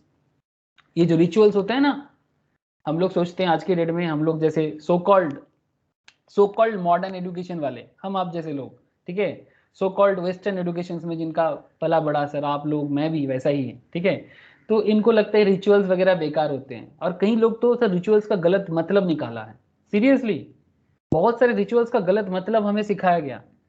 जैसे एक रिचुअल्स का मैं आपको बताता हूँ गलत मतलब कैसे लोग समझ नहीं पाया। सर आप लोग वीडो को फायर में जला दिया जाता था, ये वाला स्टोरी तो आप लोग पढ़े होंगे इतिहास में, सती सिस्टम। सती सिस्टम, यस सर, सती सिस्टम। ये सती सिस्टम हम लोग को ऐसे पढ़ाया गया जैसे सती सिस्टम कितना खराब चीज था, है ना। आप लोग कभी सोचिएगा, ऑब्वियसली सती सिस्टम खराब था, बट सर ये सती सिस्टम ना आज से 5000 साल पुराना बात है, 5000 ईयर्स बैक या 2000 ईयर्स बैक, ठीक है। सर ये सती सिस्टम में एक्चुअली सती सिस्टम को जबरदस्ती नहीं लाया गया था, ये तो वुमेन डिग्निटी के लिए था। एक्चुअली औरत खुद सती हो जाते थे, क्यों? बिकॉज अगर वो जिंदा रहेगा ना तो राक्षस खाएगा उसको। I hope you understand the meaning of राक्षस। अलाउद्दीन खिलजी, जब आप लोग पद्मावती देखे होंगे ना, पद्मावती वो इसने जो किया, पद्मावती का वो कहानी, आप लोग अगर वो कहानी नहीं है सर, अगर आज भी आप लोग जाते हो ना आपको रियलिटी दिख जाएगा। ये सती सिस्टम मेरे को भी लगता था, जानते हो ना, मेरे को भी यही लगता था कि ये सती सिस्टम वगैरह कितना खतरनाक था हमारे हिंदू लॉ में, ठीक है, ये सती दाह करना चाहिए, हाँ, लेकिन नहीं, ऐसा कोई सिस्टम नहीं था, ये तो सिचुएशन था। एक्चुअली आज मैं आपको वो सब लिखाऊंगा कि लॉ क्या है, इसको सिचुएशंस के साथ क्या कॉन्सेप्ट है। अगर आप लोग कभी भी घूमने जाते हो, ये ऑब्वियसली जाना सर कभी मौका मिले तो, आपका चित्तौड़गढ़, ठीक है, जहां पर महारानी पद्मावती जी का घर मिलेगा आपको, ठीक है, चित्तौड़गढ़ फोर्ट, ठीक है, यहाँ पर आपको पद्मावती जी का ये चित्तौड़गढ़ फोर्ट है, मैं घूम के आया सर, ठीक है, अगर आप लोगों में से भी कोई गए हो तो जरूर देखे होंगे। ये चित्तौड़गढ़ फोर्ट में, ये राजस्थान में है, देख के लग रहा है ना, अभी चले जाएं, जरूर जाइएगा सर, ठीक है। यहाँ पर आपको पद्मावती ये चीज ना, तो पद्मावती महल भी देखा होगा है। और ये जो देख रहे हैं ना, ये दिस वन, ये क्या है जानते हो? ये इसके साइड में एक जगह है सर, मैं यहाँ पर अभी नहीं दिखा पा रहा हूँ, इसके साइड में एक जगह है जहाँ पर वो जौहर कुंड हुआ करता था। जौहर कुंड क्या है? जहाँ पर लड़की लोग, औरत लोग घर के आग में कूद जाता था, जो मूवी में भी दिखाया गया है। क्यों? क्योंकि अगर वो जौहर नहीं करेगा तो जो भी अलाउद्दीन खिलजी का जो सेना थे वो सब इनको खा जाएगा सर, जैसे कि गिद्ध की तरह। तो ये बेसिकली डिग्निटी था और कुछ नहीं था। अपना सम्मान को रक्षा करना, मतलब अपना सम्मान पहले है, उसके बाद जिंदगी है। ये त्याग था उनका, तभी था सतीदाह। लेकिन इसको बाद में कुछ लोगों ने गलत इंटरप्रेट किया। इवन मैं तो ऐसे बोलूंगा कि सो कॉल्ड ब्राह्मीण समाज, जिन्होंने कुछ अपने फायदे के लिए, लोगों को डराने के लिए ये सब कॉन्सेप्ट को गलत समझाया। नहीं तो जो जौहर कुंड में जो जबर किया गया और जो सतीदाह है, सेम कॉन्सेप्ट। क्योंकि उन जमाने में क्रूड लोग, क्योंकि कोई बॉर्डर कॉन्सेप्ट नहीं था, बाहर के लोग आ जाते थे, ठीक है, और लोग मतलब इस तरह से अटैक करता था महिलाओं पे। अगर राजा को किसी कारण से राजा अटैक हो गया तो फिर उनके रानी या फिर उनके जो भी प्रजा हैं और उसमें औरत जो है उनका तो हालत खराब। लड़का लोगों का क्या है, उनको तो स्लेव बना के लेके चला जाएगा, और लड़कियों के साथ तो क्या खराबी होगा आप लोग समझ सकते हो ये कॉन्सेप्ट देख के। तो आप लोग कभी चित्तौड़गढ़ जाओगे ना, वो जौहर कुंड भी देखने को मिलेगा। जो कुंड अभी नहीं है, उसको पार्क जैसे बना दिया गया, ढक दिया गया, बिकॉज वो बहुत ही डेंजरस एक मतलब कॉन्सेप्ट है और आज भी है। तो satidah is connected with this kind of things. उसके साथ मॉडर्न डे का तो कोई कनेक्शन नहीं था, बट फिर भी 1700-1800 के टाइम पे भी थोड़ा बहुत सतीदाह कॉन्सेप्ट हमारे समाज में देखने को मिलता था। तो उसके ऊपर भी राममोहन रॉय विद्यासागर ने काम किया, ठीक है, कि उसको सुधारने के लिए, सोचने के लिए, क्योंकि एक्चुअली हम लोग भूल गए थे हमारा कॉन्सेप्ट, हमारा लॉ कॉन्सेप्ट, इतिहास सब भूल गए थे। तो ये कुछ रीजन था सतीदाह के पीछे, तो लोग उसको गलत मतलब निकाल दिया था। अब क्या है ना, अगर ओरिजिनलिटी हमसे छुपाया जाएगा तो हम उसका मतलब नहीं समझ पाएंगे, और situation to situation law matter करता है, ठीक है। तो मैं ये सब बात आपसे क्यों कर रहा हूँ, बिकॉज ये जो हिस्ट्री ऑफ इंडियन लॉ है, इसमें कुछ सोर्स ऑफ इंडियन लॉ में ना कुछ फेमस किताबें हैं सर, ठीक है, फेमस किताबें हैं जो अभी भी फॉलो किया जाता है जब भी जरूरत पड़ता है। जैसे कि आप लोग सुने भी होंगे श्रुति, स्मृति एंड आचार्स, ठीक है। आचार्स मतलब कस्टम्स, ठीक है, जिसको हम लोग बोलते हैं ना आचार। The source of law during the period of Shruti, Smriti and Acharas. Shruti consist of 4 Vedas, Rigveda, Yajurveda, Samaveda and Atharvaveda. है सर, आप लोगों की किताब के अंदर भी मिलेगा आपको, ठीक है, मतलब इंस्टीट्यूशंस के किताब के अंदर भी मिलेगा। मतलब उन लोग बस नाम मेंशन किया है, मैं थोड़ा डिटेल्स में बोल दे रहा हूँ ताकि आपको आपके भारत के बारे में पता चले। अगर आप लोग रिसर्च करते हो तो बहुत अच्छा है sir. This Vedas chiefly dealt with religious duties, practice and customs. The second source is called Smriti, जो आप हम लोग मतलब हमें स्मृति के थ्रू से मतलब याद करवाया जाता था। Literacy means as remembered and refers to tradition. They are the humanly authored written text and contain in collected traditions.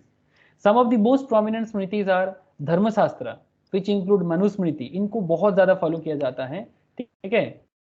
ऐसे इनका प्रॉपर डेट तो किसी को नहीं पता, बट कोई कोई बोलते हैं 200 BC, 200 CE और भी पुराना, ठीक है। ऐसे तो किसी किसी का मानना है कि ये मनु वही है जब दुनिया बना था, ठीक है, जब दुनिया बना था, ये वर्ल्ड फॉर्म हुआ था, तो मनु ही थे।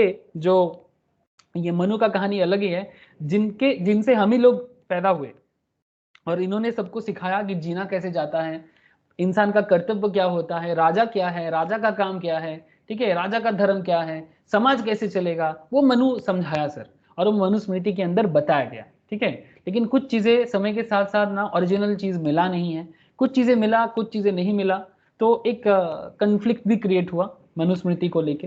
That's a different concept. But Manusmriti में आज से कम 10,000 साल पुराना होगा। मैं एग्जैक्टली मैं भी नहीं बोल सकता, कोई नहीं बोल सकता कि ये मनुस्मृति कितना पुराना है, बट है तो सही, मिला है, नाम उठा है, कुछ तो बात है सर, ठीक है। तो जब भी डिस्कवर किया गया उसी टाइम को बोला गया भी तब होगा मनुस्मृति 200 BC और 200 CE, ठीक है। यजन वाल्क्य स्मृति, नारदा स्मृति 100 BC से 400 CE, Vishnu Smriti and Varaha Smriti and Katyayana Smriti, ठीक है, कत्ताया स्मृति होगा, I don't know exact pronunciation नहीं हो रहा है। This text were often used for legal judgement and opinion. They dealt with the subject matter of dharma and were guidebook on dharma, which rules of conduct and rights, and Dharma Sutra, the first and text of Dharma Shastra.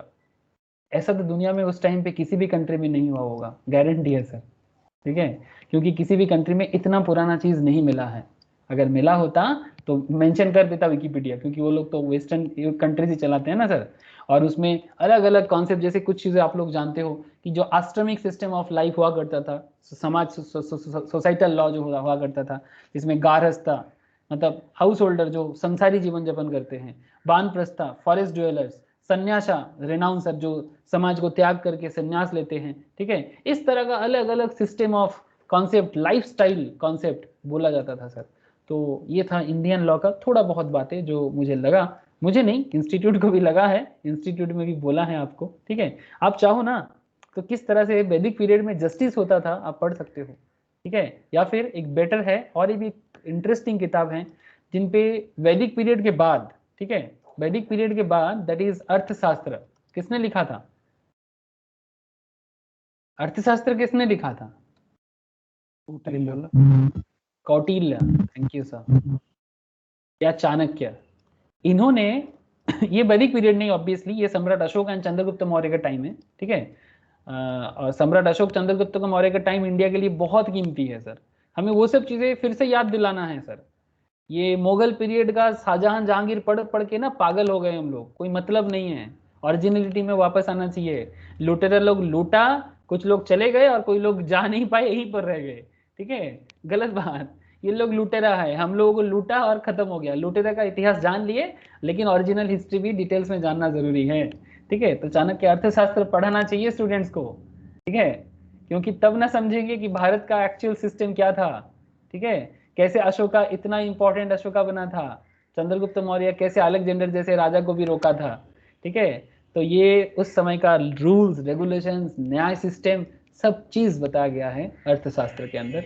अर्थशास्त्र में economics, accountancy as well as law, अब चाहो तो पढ़ सकते हो, ऐसे original अर्थशास्त्र को भी जला दिया गया, ठीक है, लेकिन जो भी चीजें थोड़ा बहुत मिला था उसको इधर उधर करके कुछ फॉरेन ऑथर्स ने अर्थशास्त्र को आई थिंक लिखने का कोशिश किया।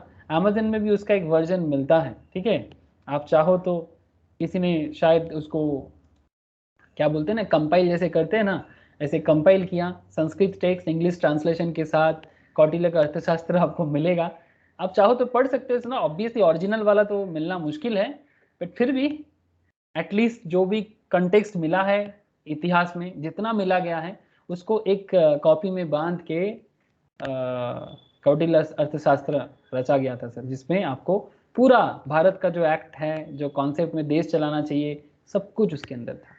तो ये इंडियन हिस्ट्री ऑफ लॉ है सर, ठीक है, ठीक है, ये सब बातें तो चलता रहेगा सर, मैं आपको बहुत सारे बातें मुझे बोलने का मन था, सब तो बोलना मुश्किल है, तो अभी मैं चलता हूँ सर, चलो आपको मैं लॉ जूरिस्प्रूडेंस, ठीक है, मॉडर्न डे में इंग्लिश लॉ किस तरह से हमारे समाज में आया है, ठीक है, ये सब बातें करूंगा, और कुछ चीजें इंपॉर्टेंट बातें हैं जो मैं आपको लिखाऊंगा अभी, ठीक है। समझ में आ रहा है सर कहाँ डूब गए हम लोग? हाँ, जैसे वो एक बड़ा फेमस एक शायर है, शायरी मुझे याद नहीं है, बट ऐसा है कि ये इश्क है जनाब डूब के जाना है, और कुछ ऐसे बोलते हैं, मुझे एग्जैक्टली याद नहीं है। तो ये लॉ है, हमें भी लॉ में डुबकियां लगाना है सर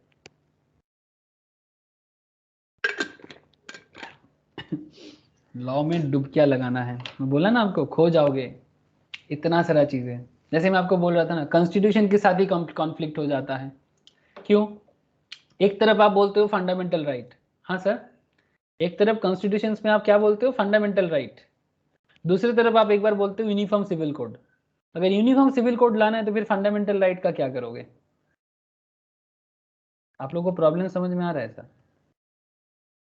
हेलो, क्या आप लोगों को प्रॉब्लम समझ में आ रहा है?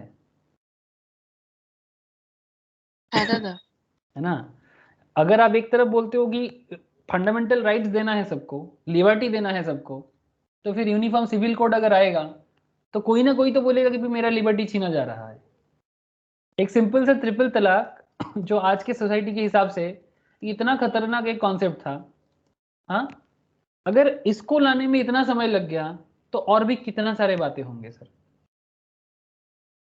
मतलब आपको मैं क्या बताऊं, मतलब कोई ना कोई तो चिल्लाना चालू करेगा ही करेगा, चाहे वो कोई भी जाति का हो। ये तो इस्लामिक था, अब कुछ देर बाद हिंदू का भी कुछ हो जाएगा, कुछ देर बाद क्रिश्चियन का भी कुछ हो जाएगा, कुछ ना कुछ चालू हो जाएगा। लेकिन सर एक यूनिफॉर्म सिविल कोड में बांधना बहुत ज़रूरी है कंट्री को, मेरा मेरा मेरा पर्सनल मानना है, ठीक है। क्योंकि इतना सारा लॉ, ऐसे इंडियन कॉन्स्टिट्यूशन वर्ल्ड का लॉन्गेस्ट रिटन लॉ है, लॉन्गेस्ट रिटन लॉ, इतना लंबा कॉन्स्टिट्यूशन तो दुनिया में और कोई नहीं है। और इसका मेन रीजन है कि सबको देखने का जो एक मतलब सब मतलब ऐसा होता है ना कि सबको खुश रखना है। अभी सबको खुशी नहीं कर सकते, सबको खुश रखना बहुत मुश्किल है, किसी ना किसी को तो थोड़ा बहुत इधर उधर होना ही पड़ेगा। आई don't no, I really don't know sir क्या करना चाहिए था, क्योंकि मेरा इतना बड़ा दिमाग तो है नहीं। समाज व्यवस्था कैसे चलना चाहिए, किस तरह से समाज को बांधना चाहिए, सीरियसली लॉ मेकर्स होना और as a law makers country को चलाना is not a joke sir. आप लोगों को नहीं लगता ये सबसे क्रिटिकल काम है? मुझे तो यही लगता है सर।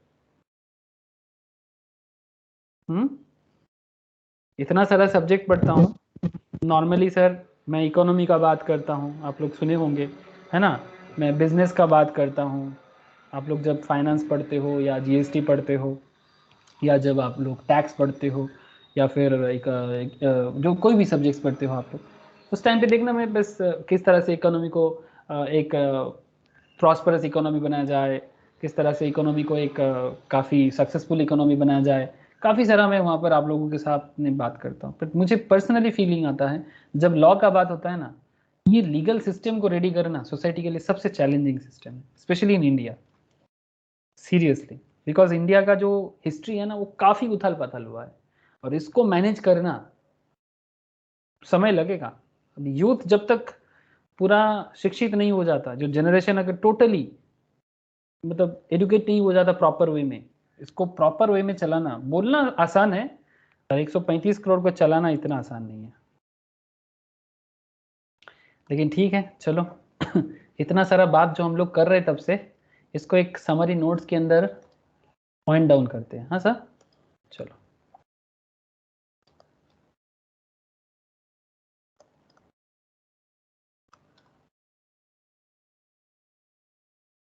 लिखिएगा सर।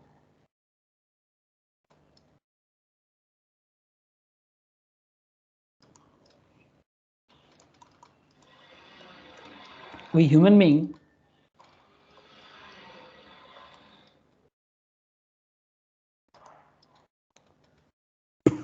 always क्या चाहते हैं सर हम लोग?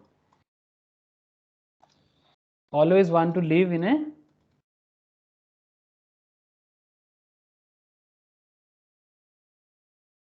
peaceful and perfect society. Peaceful and perfect society,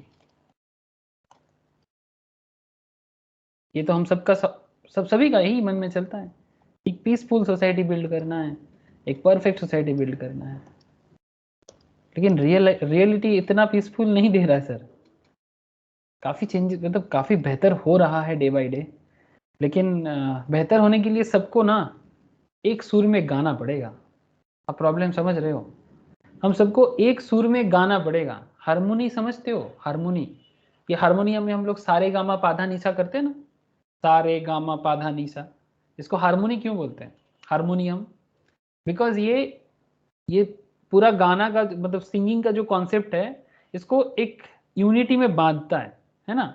मैं ज़्यादा गाने के बारे में नहीं जानता, बट इतना ज़रूर मानता हूँ कि ये सारे गामा पाधा निशा एक यूनिवर्सल सिंगिंग कॉन्सेप्ट है, मतलब not just in India, through out the world ये सारे गामा पाधा निशा का यूज़ होता है और ये पूरा सिंगिंग कॉन्सेप्ट को एक यूनिवर्सल डोर में बांधते हैं। तो चाहे कोई भी कंट्री हो, चाहे इंडिया हो, रशिया हो, यूएसए हो, हर एक कंट्री को ना एक यूनिवर्सल कोड ऑफ कॉन्डक्ट में बांधना जरूरी है, सबको एक सुर में बात करना है ना। लेकिन इंडिया के लिए मुश्किल क्या हो रहा है, हम अपना ओरिजिनलिटी भूल गए हैं।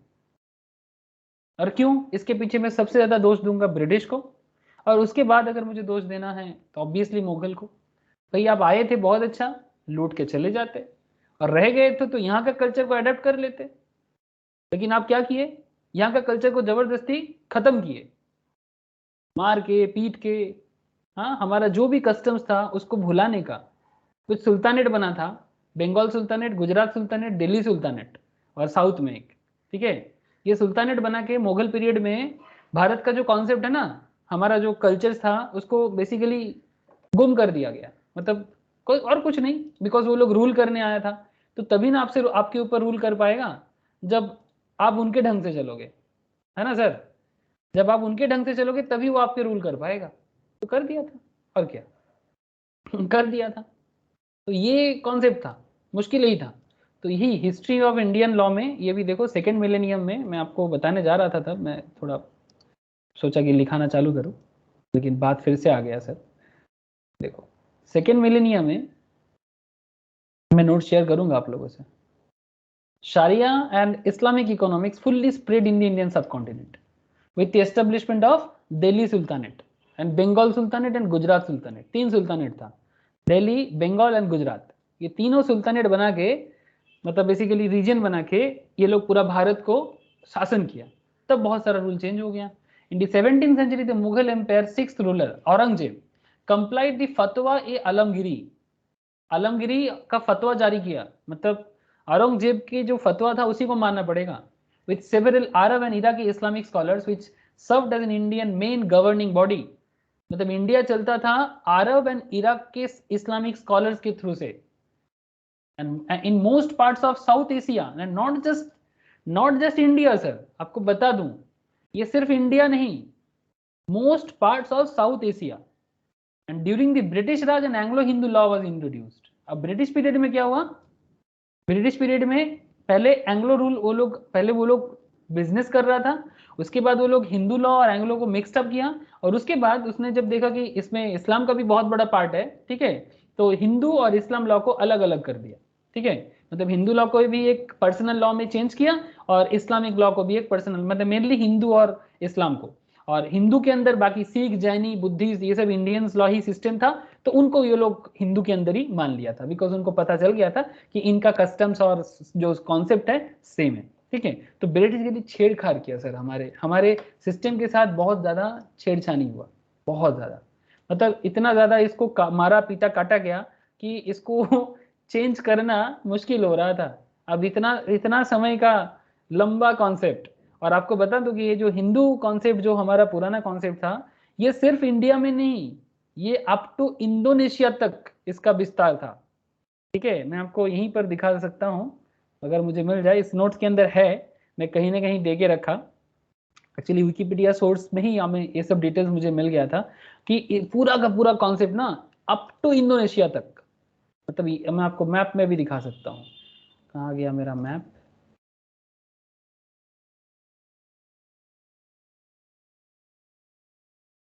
मतलब ये जो पूरा हिंदू कॉन्सेप्ट का जो हमारा जो पुराना जो नियम है बेसिकली, चाहे आप उसको कोई भी नाम दो, भारत बोलो, हिंदुस्तान बोलो, या जो भी बोलो, वो पूरा एक एक सुर में गाते थे हम लोग सर, एक सुर में गाते थे, ठीक है। कभी आपको मैं इंडोनेशिया का कहानी बताऊंगा, ठीक है, इंडोनेशिया का बाली का कहानी भी बताऊंगा आपसे, आप चाहो तो खुद से भी उसका हिसाब किताब ले सकते हो।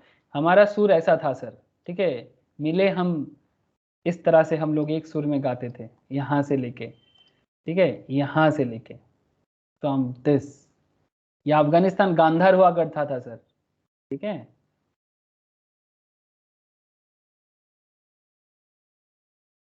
ऐसा एक सुर, मतलब एक सुर मतलब समझ रहे हो, सब सिमिलर नियम के पालन करने वाले।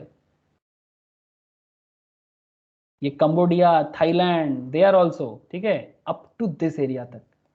आप समझ सकते हो इसका सबसे बड़ा प्रमाण क्या है। अगर आप कभी भी सिंगापुर जाते हो, सिंगापुर का नेशनल जो आपका साइन है वो है गरुड़। गरुड़ जानते हो ना, रामायण में आप लोग गरुड़ के बारे में पढ़े होंगे सर। जो गरुड़ बार्ड हुआ करता था वो सिंगापुर का नेशनल साइन है। और सिंगापुर का 20,000 रुपीज नोट्स के अंदर आपको गणेश जी का मूर्ति दिख जाएगा, जानते हो सर। हाँ, और भी काफी सारा चीजें, वहां के लोगों के नाम के साथ हमेशा राम, इस तरह का चीजें आपको जुड़ा हुआ दिखेगा। तो इससे प्रमाण तो होता है पूरा का पूरा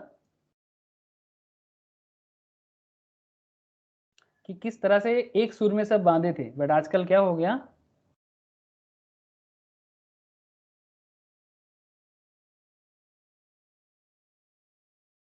आजकल क्या हो गया ना, डिफरेंट डिफरेंट रूल्स आ गया। ये देखो सर, ये सिंगापुर का 20,000 ₹20,000 ये देखो, रैंक इंडोनेशिया दिख रहा है गणेश जी?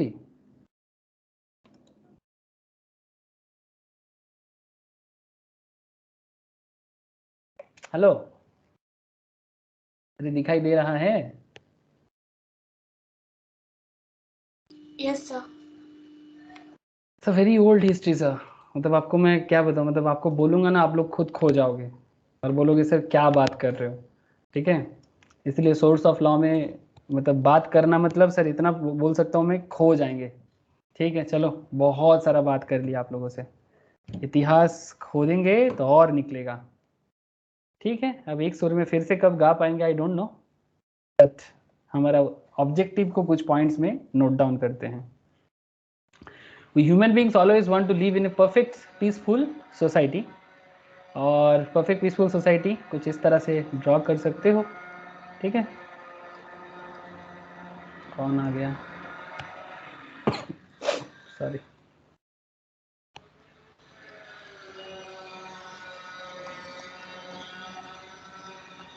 सर ये मेरा सोसाइटी का लोग हैं, थोड़ा देखने में अजब गजब हैं। ठीक है, ठीक है, एक दूसरे को कितना प्यार से बात कर रहे हैं, ये इससे, हाँ, perfect peaceful society. Dancing movement, हाँ, नटराज नृत्य कर रहे हैं, जो भी हो। तो we always need this kind of society sir. ठीक है, अब इसके लिए लॉ का क्या महत्व है, चलो देखते हैं, इंपॉर्टेंस ऑफ लॉ। अच्छा, सेकेंड पॉइंट में लिखते हैं। अच्छा, जैसे मानो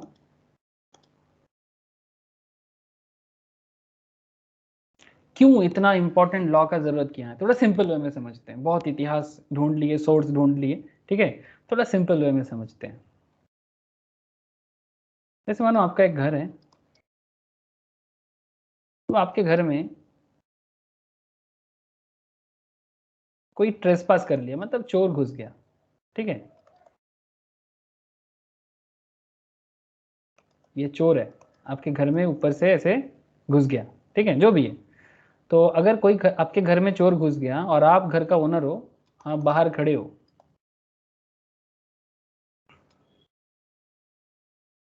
तो चोर ऑब्वियसली आपके परमिशन नहीं लिया होगा, या जबरदस्ती आपके घर में कोई घुस रहा है, तो ऑब्वियसली आपके परमिशन तो नहीं लिया होगा। तो जो ओनर है उसका कुछ अपना राइट तो होना चाहिए, है ना?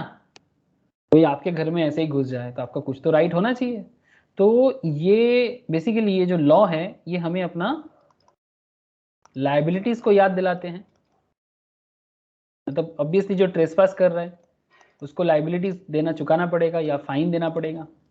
तो बेसिकली ये ओनर का राइट है, उसको उसको अपना जो भी प्रॉब्लम है उसका भुगताना दिया जाए, या फिर उसको फाइन, जिसने भी गलती से भी ये गलती काम किया है, किसी के घर में बिना बोल के घुसा है, तो ऑब्वियसली करना चाहिए। तो ये सिंपल लॉ का नीड है हमारे सोसाइटी में, और भी बहुत सारा रीजन है। ठीक है, कोई आपके बिजनेस में कॉन्टैक्ट करता है फिर चोरी करके भाग जाता है, बहुत सारे, है ना? रियल ट्रेंड में कंपनीज लॉ में देखो ना, ये जिस तरह से विजय माल्या जैसे लोग किस तरह के पैसा लोन लिया, भाग गया, हाँ, कितना सारा कॉन्सेप्ट है। तो एक प्रॉपर सोसाइटी बिल्ड करने के लिए प्लीज लिखिएगा, societies proper existence,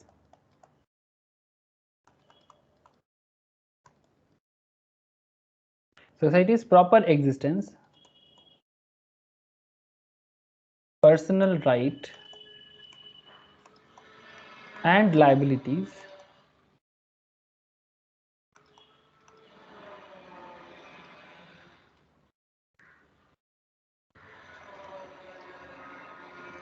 of people, है ना? liabilities of people।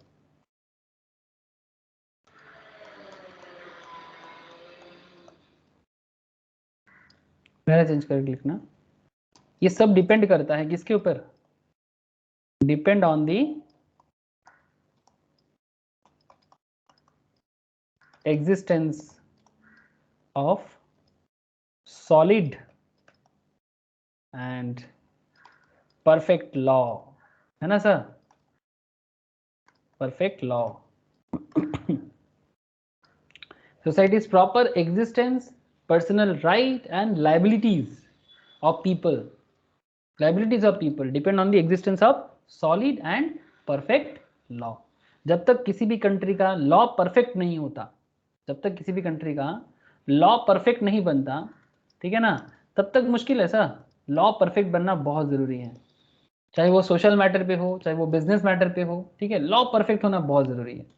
इसीलिए कंपनीज एक्ट में काफ़ी सुधार लाया गया। 1956 कंपनीज एक्ट को 2013 में बदलाव लाया गया, है ना। लेबर लॉ में कितना बदलाव लाया गया, वेजेस लॉ में बदलाव लाया गया, फैक्ट्री या इंडस्ट्रियल लॉ में बदलाव लाया जा रहा है, बिकॉज हमें ज़रूरी है, हमें ज़रूरी है प्रॉपर लॉ का। और दिन ब दिन, और लॉ एक ऐसा सब्जेक्ट है ना सर, ये आज कुछ है, 1000 साल पहले कुछ था, अगला 1000 साल पहले कुछ और होगा, बिकॉज समय का मांग के ऊपर बेस करके लॉ बदलना चाहिए, ठीक है। और किसी किसी चीज़ में हम उसको बदलते नहीं है, समय के मांग को समझ नहीं पाते, तो सोसाइटी को मुश्किल पड़ जाता है, ठीक है। अब बहुत सारा सवाल सामने खड़ा होगा सर, चलो देखते हैं। तो ये सवाल का जवाब ढूंढना है। जो भी बातें मैं आपसे आज किया, बस उसी को मैं आपको इस लॉ के सोर्स के कारण बस आपके साथ एक जगह में उसको बता रहा हूँ। से फॉर एग्जांपल एक सोसाइटी है, सोसाइटी में काफ़ी सारा लोग हैं, ये सब सोसाइटी के अंदर लोग हैं सर, ठीक है। आप अपने हिसाब से ड्रॉ कर लो सर, मैं अपने हिसाब से कर रहा हूँ। They are just basically different people of our society. अब सोसाइटी के अंदर क्या है ना, डिफरेंट लोग हैं। कुछ लोग राइट काम करते हैं, राइट मतलब, हाँ सर, राइट मतलब सही। कुछ लोग रॉन्ग करते हैं। जो राइट करते हैं बेसिकली वो जस्ट करते हैं, मतलब जो सही है, और जो रॉन्ग करते हैं वो क्या करते हैं, वो सोसाइटी के साथ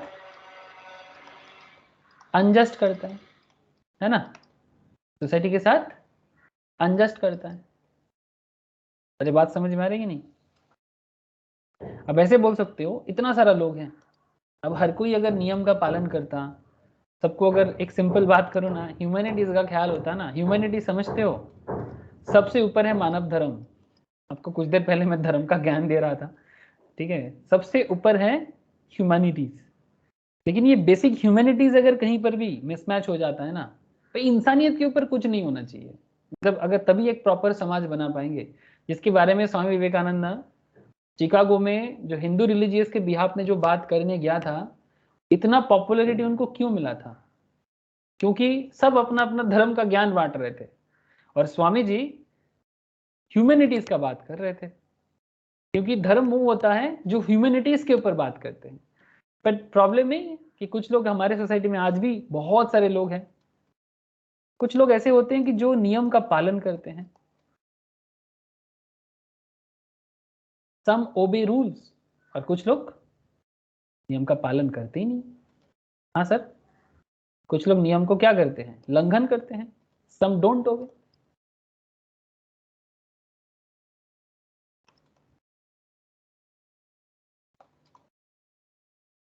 तो कुछ लोग लॉ को मानते हैं, कुछ लोग लॉ को नहीं मानते। अब प्रॉब्लम तो वहीं पर प्रॉब्लम क्रिएट हो जाता है ना सर, कि जो लॉ को मानेगा, जो ओबे करता है ना, जो लॉ को ओबे करता है, इनको क्या बोलेंगे, दे आर सिविलाइज्ड, कि भाई हाँ इसको पता है। और लॉ भी सर एक ऐसा लॉ होना चाहिए जो अनजस्ट ना हो, लॉ भी सबके लिए बराबर होना चाहिए, है ना। जैसे हमारा इंडियन जो लॉ है काफी कॉम्प्लेक्स है, बट सबको ना जगह दिया है, अपना कॉन्स्टिट्यूशन सभी को जगह दिया, सबका मान रखने का कोशिश किया है, बट फिर भी सोसाइटी में अनजस्ट हो रहा है। लेकिन अनजस्ट जब होगा तो उसको बदलना चाहिए ना। अब कुछ कुछ पर्सनल लॉ को इतना ज़्यादा अहमियत मिल गया है, जो लोग बात सुनता ही नहीं है। पर्सनल लॉ में इतना ज़्यादा प्रॉब्लम है जो समय के साथ साथ आज के डेट में मैच नहीं करता। हो सकता है 2000 ईयर्स बैक मैच करता था, ठीक है। ऐसे इस्लाम तो आया है सर, ज़्यादा पुराना नहीं है कंपेयर टू बाकी रिलीजियस स्क्रिप्चर्स। इस्लाम आया 1400 ईयर्स बैक। हिंदू स्क्रिप्चर्स कितना पुराना है भगवान को भी नहीं पता, शायद 10,000 साल पुराना। क्रिश्चियन स्क्रिप्चर्स 2000 के बाद आया है, उसमें भी क्रिश्चियंस के अंदर भी भेदभाव रहा है, Protestants, Catholic, different kind of, उनके बीच में भी मतभेद है। ज्यूइश, उनका एक अलग, जो यहूदी वगैरह है उनका भी अपना एक कॉन्सेप्ट है, जो ईरानी वगैरह है उनको भी अपना एक कॉन्सेप्ट है। तो ठीक है, पर्सनल लॉ एक तो रहेगा ही, सबका अपना अपना, बट एक सबके लिए वही जो गोवा में जो है सबके लिए, चाहे आप कोई भी जिसमें इसमें हो, सबके लिए सेम लॉ। बट ठीक है, कोई बात नहीं, सम ओबे लॉ, तो उनको बोलेंगे सिविलाइज सिटीजन। और कुछ लोग लॉ मानते नहीं है, तो उनको क्या बोलेंगे सर? अनसिविलाइज्ड। हाँ सर, सम डोंट ओबे, तो क्या बोलेंगे उसको?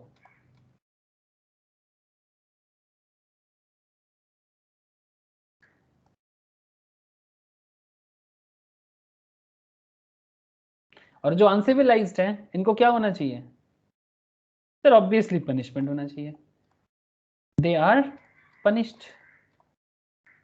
क्या बोलते हो, बोलो।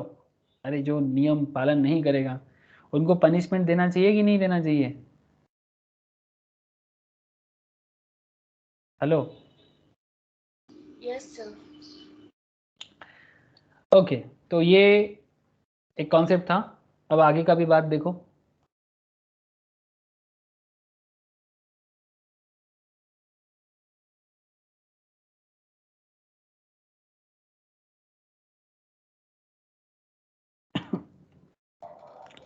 अच्छा, अब question is that sir, have you ever thought, आपके सामने कुछ क्वेश्चंस है।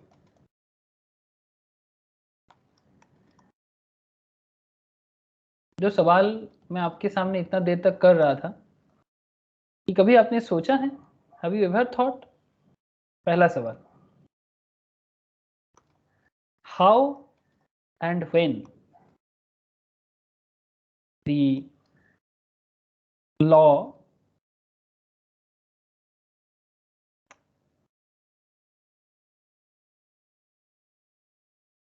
derived?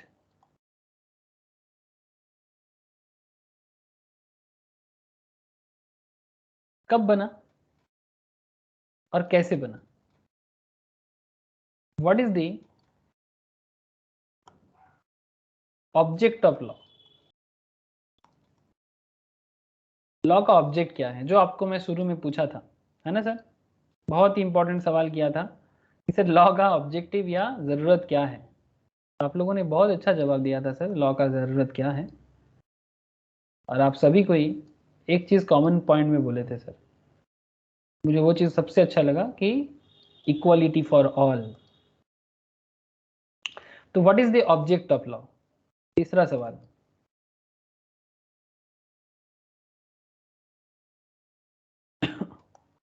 whether, very interesting question sir, whether law was made by people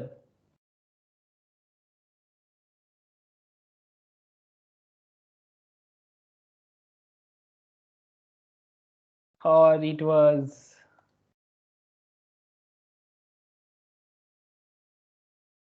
due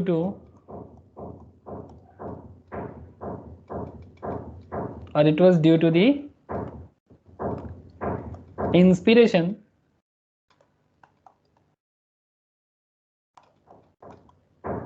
of some divine force। ठीक है, जैसे हम लोग बोलते हैं ना भगवान के नियम या फिर अल्लाह के नियम, हाँ, या फिर पीपल ने बनाया। whether laws are made by people or it was due to the inspiration of some divine force। ठीक है, जैसे कई बार हम लोग ऐसे सोचते हैं कि शायद नियम जो भी है हमारे समाज में ये किसी डिवाइन फोर्स में आया है, या फिर भगवान ने बोला होगा, अल्लाह ने बोला होगा, गॉड ने बोला होगा।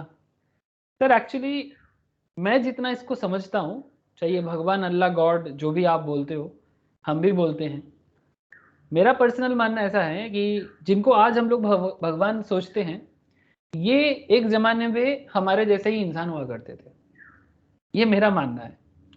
और उन दिनों उन्होंने उस समाज के हिसाब से रूल्स रेगुलेशंस को बनाया था। समय के साथ साथ ये नियम फॉलो होता चला आया। कभी किसी ने जो प्रॉब्लम आज भी रह गया है, वो इसके रीज़न ये है कि शायद किसी ने सवाल नहीं किया हो। सवाल किया होता तो शायद सुधार आ जाता, लेकिन किसी ने ना सवाल नहीं किया, ऐसे ही मानता रह गया। और फिर जब थाउजेंड ईयर्स, लाख ईयर्स निकल गया, तब हम लोगों को ऐसा लगने लगा अच्छा तब भगवान ने बोला होगा या फिर हम लोगों ने उसका एक नाम दे दिया, कोई अल्लाह, कोई भगवान, कोई गॉड। कभी किसी ने सवाल नहीं किया, कभी क्वेश्चन नहीं किया कि आज से 500 साल पहले जो रूल था क्या आज भी वो रूल एप्लीकेबल होना चाहिए। जैसे सिंपल बात है ना, आप लोग जैसे जीएसटी में हर एवरी बजट में बदलाव आता है, कल बजट है कल देखो क्या क्या नियम बदलाव होगा, इनकम टैक्स में, जीएसटी में, कल देखना आप लोग, कल बदल होगा। क्यों? समय का मांग होगा, ठीक है, कुछ नियमों को हटाया जाएगा, कुछ नियमों को लाया जाएगा। जानते हो ना सर, कल बजट है, जरूर देखिएगा, कल फर्स्ट फेज है ना।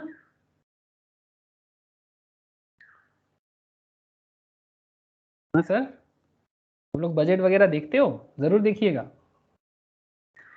तो वही बात है कि क्या लॉ इंसान बनाते हैं कि कोई डिवाइन फोर्स ने बनाया हो, तो सवाल है सर, आई डोंट नो हमें भी नहीं पता। And question number 4,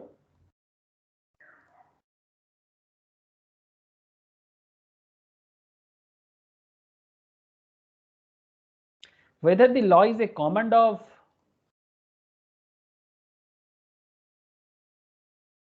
sovereign। सोवेरिन मतलब जो राजा, एम्परर या जो भी पावरफुल है, क्या लॉ बस उनका कमांड है और it is a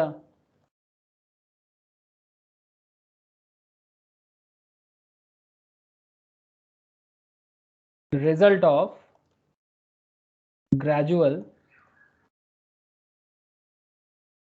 development of civilizations, development of civilizations of society।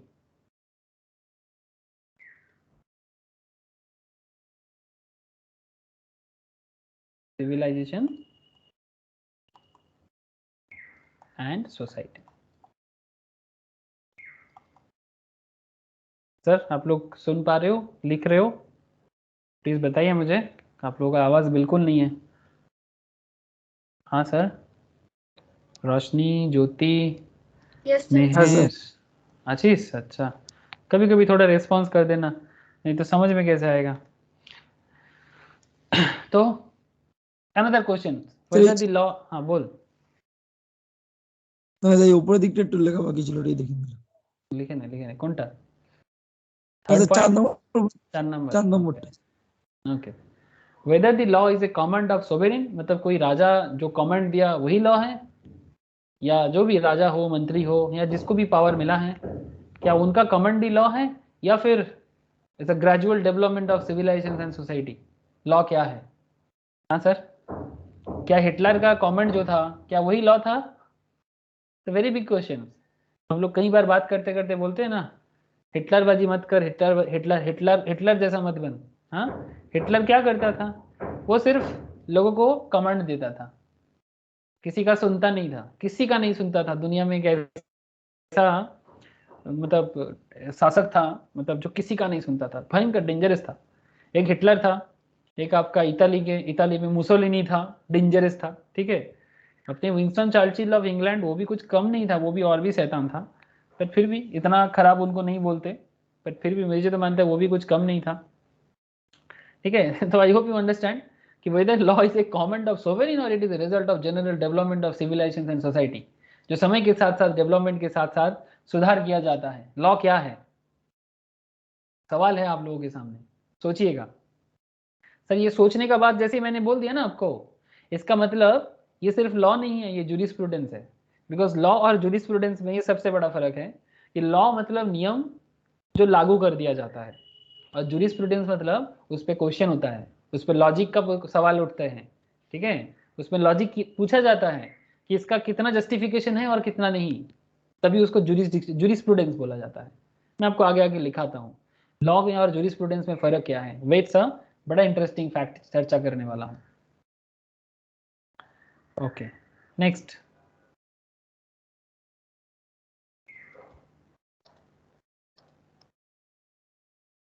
Big question sir, jurisprudence. Law के बारे में तब से बात करे जा रहा हूँ, जूरिस्प्रूडेंस के बारे में कब बात करेंगे फिर? Next, jurisprudence. जूरिस्प्रूडेंस है क्या? तो सबसे पहले तो मुझे आपको ये बताना है जूरिस क्या है और प्रूडेंस क्या है। ये जूरिस और प्रूडेंस दोनों अलग बात है सर। सर जूरिस का मतलब होता है लॉ। जूरिस्ट बनाते हैं, जूरिस्ट हम लोग सुनते हैं ना, जूरिस्ट मतलब जो लॉ को बनाने वाले, और जो बनता है वो जूरिस है। जूरिस को बनाने वाले होते हैं जूरिस्ट, या लॉ को बनाने वाले को बोलते हैं लॉ मेकर। प्रूडेंस, प्रूडेंस का मतलब होता है नॉलेज। समझे सर? प्रूडेंस का मतलब होता है नॉलेज। तो जूरिस का मतलब क्या हो गया? लॉ। प्रूडेंस का मतलब क्या हो गया? नॉलेज। तो बेसिकली इन सिंपल वे में क्या मतलब निकला? Knowledge of law. लिटरल मतलब क्या निकला सर? लिटरल मीनिंग हो गया नॉलेज ऑफ, यही होता है जूरिस्प्रूडेंस का मतलब। सर आपको पता है knowledge of law and it's implication, मतलब कितना लागू होना चाहिए, कितना प्रैक्टिकल है कॉन्सेप्ट, ठीक है? Everything is very important sir. Knowledge of law, law का नॉलेज बहुत जरूरी है सर सभी के लिए। एक बात आपको बता दूं, अगर आपको कोई नियम नहीं पता, चाहे आप कोई भी हो, चाहे आप सीए स्टूडेंट्स हो या ना हो, आप लॉ स्टूडेंट्स हो या ना हो, आप कोई आम इंसान हो, आप रिक्शा वाले हो, आप ऑटो वाले हो, आप कोई कॉरपोरेट कंपनीज में अकाउंटेंट हो, इंजीनियर हो, आर्किटेक्ट हो, फर्क नहीं पड़ता, आपको लॉ जानना चाहिए। सर क्या बात करते हो, सभी कोई क्या आ जाएगा लॉ पढ़ने के लिए? Yes, because ignorance of law is not an excuse. आपको मैं पहले भी बोला था ना कि हमें लॉ नहीं पता, ये कोई एक्सक्यूज नहीं होना चाहिए। हाँ सर बोलो। हमें लॉ नहीं पता, ये कोई एक्सक्यूज नहीं होना चाहिए। ये बात मैंने भी पहले भी बोला था ना आप लोगों को, किसी पर्टिकुलर चैप्टर के अंदर तो जरूर जरूर मैंने बोला था। अरे क्या रे, बोला था कि नहीं बोला था? है दादा। है ना? तो नॉलेज ऑफ लॉ सबको होना चाहिए। तो क्या सभी को लॉ पढ़ाना चालू कर दें? हाँ सर, चालू कर दो। आप लोग जितना लॉ जानते हो उतना लॉ तो पढ़ा दो लोगों को, ठीक है? सिंपल लैंग्वेज में समझा दो, बस मतलब समझा दो कि ये होने में ये होता है, वो होने में वो होता है, बस सर सोसाइटी बदल जाएगा। संविधान समझाओ, जूरिस्प्रूडेंस समझाओ, जनरल लॉ समझाओ, कंपनी लॉ समझाओ, कमर्शियल लॉ समझाओ, मजाक नहीं कर रहे हैं। किसी को भी रास्ते में पकड़ के लाओ और बोलो चलो तुमको लॉ पढ़ाते हैं, बट ऐसे तो नहीं पड़ेगा, ठीक है? लेकिन थोड़ा स्टोरी बना के आप इनोवेट कर सकते हो अपने हिसाब से। तो knowledge of law and it's implications is very important sir, और जो सबको जानना जरूरी है, बिकॉज मतलब ignorance of law is not an excuse. ये बात याद रखिएगा sir.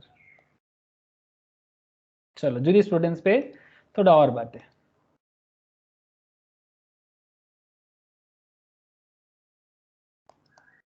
Jurisprudence,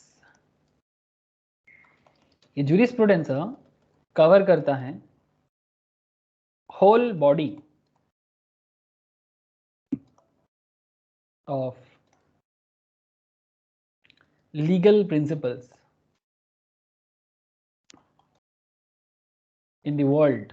yes sir, in the world. Sir in the world जब मैंने बोला, इसका मतलब यही है कि ये किसी एक कंट्री का बात नहीं है। जूरिस्प्रूडेंस मतलब कोई एक कंट्री का बात नहीं है, ये पूरा दुनिया का बात है, चाहे वो लॉ किसी भी दुनिया के किसी भी कोने में हो, ठीक है?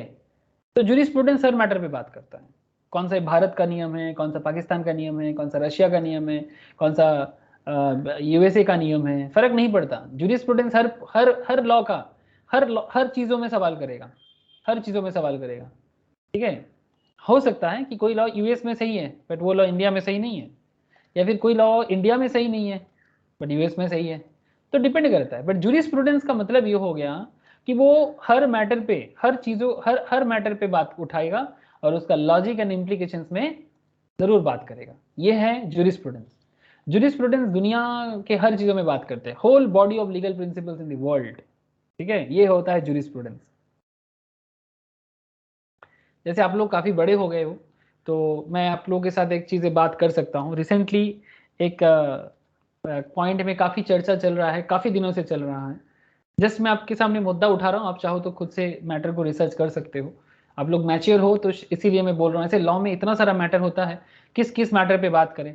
एक बड़ा मतलब संवेदनशील मैटर है, जैसे कि मैरिटल रेप के ऊपर है ना, काफी प्रॉब्लमेटिक बातें चलता है सोसाइटी में। ठीक है, मैरिटल रेप मतलब मैरिज के बाद। ठीक है, तो ये प्रॉब्लम है हमारे सोसाइटी में है। ठीक है, अब इसको लेके यूएस में एक लॉ आया है मैरिटल रेप के बारे में। अब कोई कोई सवाल कर रहे हैं कि सेम लॉ इंडिया में भी लागू होना चाहिए, लेकिन कोई बोल रहे हैं कि it's not same concept in India, क्योंकि यूएस में जो कॉन्सेप्ट है may be it's not similar context in India. तो इसको लेके काफी विवाद चल रहा है, आप चाहो तो इस मैटर पर रिसर्च कर सकते हो। It's about marital rape. तो it's there are lots of things sir, मैं आपको क्या क्या मैटर पे बात करूं। शायद कोई कोई चीज़ इतना संवेदनशील होते हैं, बात करने के लिए भी मेरे को 2 बार सोचना पड़ता है। बट आप लोग काफ़ी मैच्योर हो और मैच्योरिटी का पढ़ाई कर रहे हो, तो मैं इसलिए बोल दिया सर आप लोगों के साथ। ठीक है, तो जस्ट ट्राई टू अंडरस्टैंड कि it's about everything, jurisprudence is about everything. मतलब ये क्या क्या चीज़ों पे बात नहीं करता, मैं आपको क्या बताऊं। Whole body of legal principles in the world. तो ये हमें क्या हेल्प करता है? It helps us to understand the utility of laws and rules, law का and rules का utility, which are enacted and applied, which are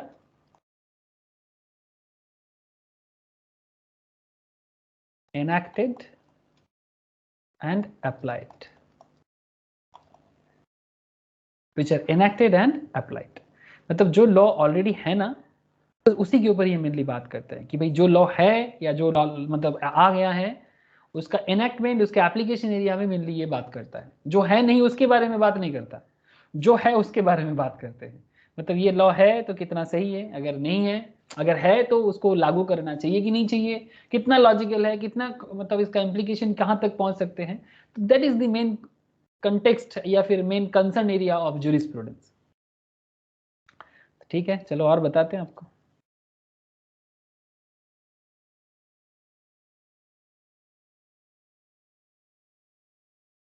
लिखिएगा, jurisprudence involves, jurisprudence किस चीज में इन्वॉल्व होते हैं?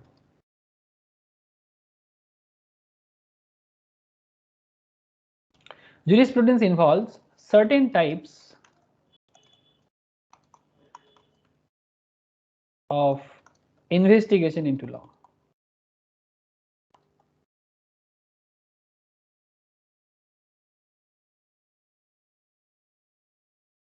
Certain types of investigation into law, law में investigate करते हैं। ये जूरिस्प्रूडेंस का एक बड़ा इंटरेस्टिंग कॉन्टेक्स्ट है, मतलब कॉन्सेप्ट है कि ये इन्वेस्टिगेट करेगा, सही गलत पे जांच करेगा। बहुत इंटरेस्टिंग है sir. And another point is that jurisprudence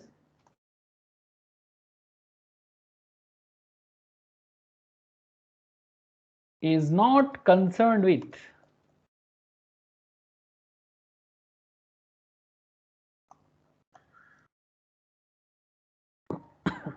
किस चीज के बारे में ये कंसर्न नहीं है? Deriving rules from authority and apply them to problem।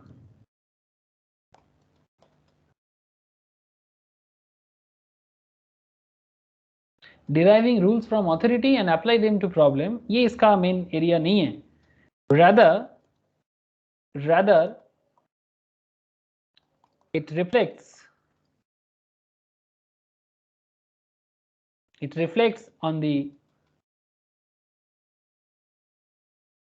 nature of legal rules, nature of legal rules। it reflects, ये T है, it reflects nature of legal rules। मतलब आपको बात समझ में आ रहा है ना सर? क्या बताना चाहता है कि कोई लॉ है, उसको अप्लाई करना है प्रॉब्लम में, जैसे कि आप लोग जानते हो, जैसे आप लोग कंपनी लॉ देख लो या इनकम टैक्स एक्ट देख लो, कंपनी लॉ देख लो, इनकम टैक्स एक्ट देख लो, कुछ रूल्स है उसको फॉलो करना पड़ता है। जैसे हाल फिलहाल में हम लोग टैक्स में बिजनेस एंड प्रोफेशन पढ़ के आए, सेक्शन 28 से लेके 44 ए डी ए ई क्या क्या नहीं पढ़े, 44 ए बी। हाँ, तो उसमें आप लोग टैक्स लॉज के अंदर क्या देखे कि भाई ये लॉ है, इस पर्टिकुलर मैटर में ये करना चाहिए। हाँ, जब टैक्स ऑडिट करना है ये करना चाहिए, जब प्रिजम्पटिव इनकम देखना है तो वो करना चाहिए। रूल है, उसको प्रॉब्लम में अप्लाई करना है। ठीक है, तो deriving rules from authority and apply them to problem, ये बेसिकली jurisprudence नहीं है। jurisprudence क्या है? rather it reflects on the nature of legal rules। ठीक है, लीगल रूल्स का जो नेचर है कि इस पे ध्यान लगाते कि ये रूल्स कितना एप्लीकेटिव है, क्या ये सच में होना चाहिए, उसमें लॉजिक कितना है, ये इनका मेन एरिया ऑफ कंसर्न है। आपको बात समझ में आ रहा है सर? हेलो, बोलो सर, समझ में आ रहा है कि नहीं?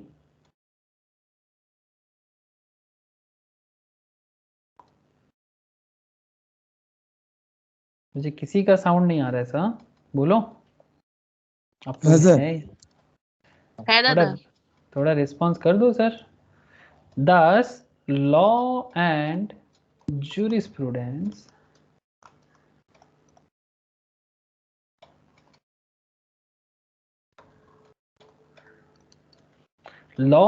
jurisprudence both are different, both are different। दोनों अलग होते हैं sir. Law and jurisprudence both are different, but कितना डिफरेंट है? लॉ में और jurisprudence में क्या फर्क है, चलो बताते हैं आपको। Law, jurisprudence,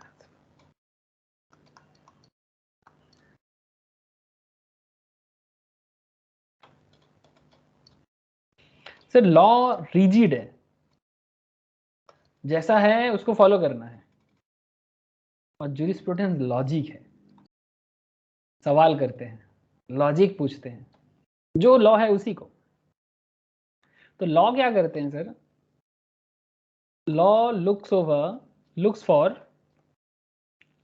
rule relevant to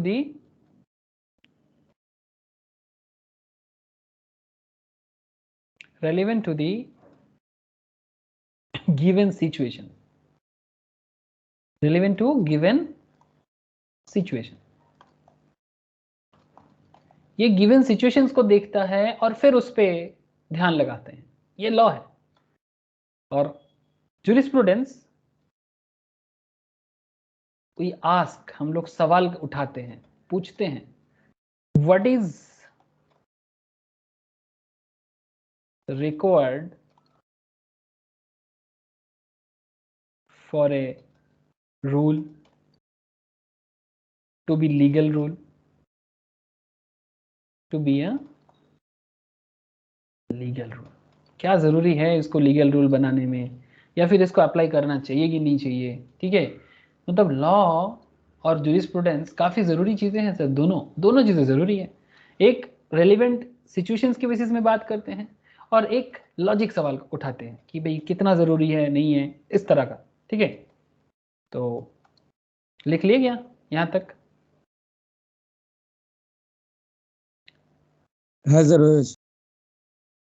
next page में चल रहा हूँ sir. Thus, the object of jurisprudence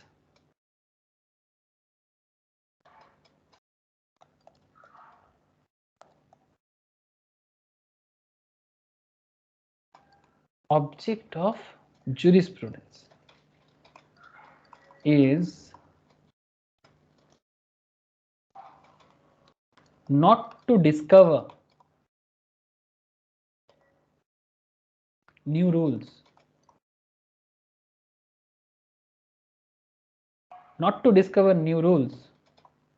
but to reflection on the rules already known. तो क्या मतलब समझ में आया sir? The object of jurisprudence क्या हो गया? It is not to discover new rules, but to reflection on the rules already known. मतलब क्या निकला सर? मतलब ये निकला सर, आप लोग ये आप लोगों के साथ मैंने पहले भी ये कहानी बोला, ये आइजैक न्यूटन का वो एप्पल गिरने का कहानी में बताया था ना आप लोगों को, न्यूटन का जो ग्रेविटेशनल फोर्स का जो रूल है। हाँ सर, रूल ऑफ ग्रेविटेशन का आइजैक न्यूटन का जो रूल है, या आइजैक न्यूटन का वो एप्पल का पेड़ अभी भी है, मैं आप लोगों को दिखाया था किसी क्लास में। हाँ, या फिर आप लोगों को या फाउंडेशन क्लास में भी, मुझे एग्जैक्टली याद नहीं है। आइजैक न्यूटन का वो एप्पल पेड़ अभी भी उसको ना रखा गया है जहाँ पर उन्होंने Isaac Newton apple tree 1666 late summer में उन्होंने इसको ढूंढा था, और वो एप्पल पेड़ अभी भी है, ये देखो। ठीक है, ये एप्पल पेड़ को अभी भी रखा गया है कि इसी एप्पल पेड़ के माना जाता है, ऐसे आई थिंक होगा प्रूफ, तभी रखा गया है कि इसी एप्पल पेड़ के नीचे बैठ के न्यूटन ने देखा था, सोचा था कि ये एप्पल नीचे क्यों आता है, ऊपर क्यों नहीं जाता। एक छोटा सा चीज़ उसके दिमाग में दही बना दिया, और उनको फीलिंग आने चालू हो गया कि एप्पल नीचे इसलिए आ रहा है बिकॉज ऑफ वर्ल्ड का ग्रेविटेशनल फोर्स, और ये ग्रेविटेशनल फोर्स अगर ऊपर के कोई भी चीज़ को नीचे की तरफ खींचता है, इसका मतलब कुछ तो है इस मिट्टी के नीचे। हाँ सर, तो रूल्स तो उन्होंने ला दिया, रूल्स तो आइजैक न्यूटन ने ला दिया। तो जूरिस्प्रूडेंस का क्या काम है? आइजैक ने जो रूल लाया उसका रिफ्लेक्शन पे देखेगा कि भाई क्या है मिट्टी में मिट्टी में एक ऐसा क्या चीज है जो हर चीज को नीचे की तरफ खींचता है। हाँ सर, हम भी रास्ते में चलते हैं तो हमारा पैर क्या होता है, मिट्टी पे सटा हुआ होता है, हम लोग उड़ के नहीं चलते। जैसे बोला जाता है कि चांद पे वजन कम हो जाते हैं बिकॉज वहां पर ग्रेविटेशनल फोर्स कम है ना। हम लोग 3-4 गुना ज्यादा स्टेप्स ले सकते हैं वहां पर एट ए टाइम, मतलब जस्ट उड़ सकते हैं हम लोग चांद में। ठीक है, वजन भी कम हो जाते हैं शरीर का, लेकिन मतलब वर्ल्ड के अंदर इसका इतना ग्रेविटेशनल फोर्स है कि हमें चिपक के ही चलना पड़ता है। तो ये क्यों, लॉजिक क्या है, ये लॉजिक पे सवाल कर रहे हैं ना जूरिस्प्रूडेंस का काम। रूल लाने का काम नहीं है सर, रूल लाओ कोई प्रॉब्लम नहीं है, जिसको जितना रूल लाना है लाओ। ठीक है, हम तो सवाल उठाएंगे कि क्या है, क्यों है, किस लिए है। ठीक है, अंदर क्या है मिट्टी के, बस इस तरह का बात है जूरिस्प्रूडेंस। ठीक है सर, लॉ और जूरिस्प्रूडेंस का डिफरेंस समझ में आया? बोलो ना। Yes sir. ओके, बस और कुछ पॉइंट्स थोड़ा कंक्लूजन करना है। तो लॉ क्या हो गया सर? लॉ बेसिकली रीजन के साथ आएगा। ठीक है, उसका ट्रू मीनिंग ढूंढेगा, रीजन के साथ होगा, ट्रू मीनिंग के साथ होगा, एंड लॉ का क्या है सर? इंटेंशन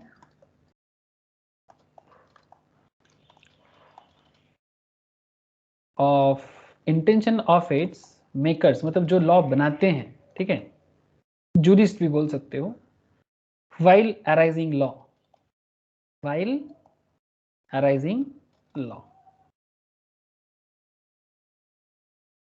जब वो लॉ बनाए। जैसे कुछ दिन पहले हमारे देश में जो फार्म बिल या एग्रीकल्चर लॉ बिल आया था, जिसको काफ़ी ज़्यादा प्रोटेस्ट वगैरह मिला, तो लॉ नहीं आ पाया। ठीक है, तो जो लॉ बना रहा था उसका ज़रूर कुछ ट्रू मीनिंग ढूंढ रहा था, कुछ रीजंस ढूंढ रहा था, तो इसीलिए लॉ आता है।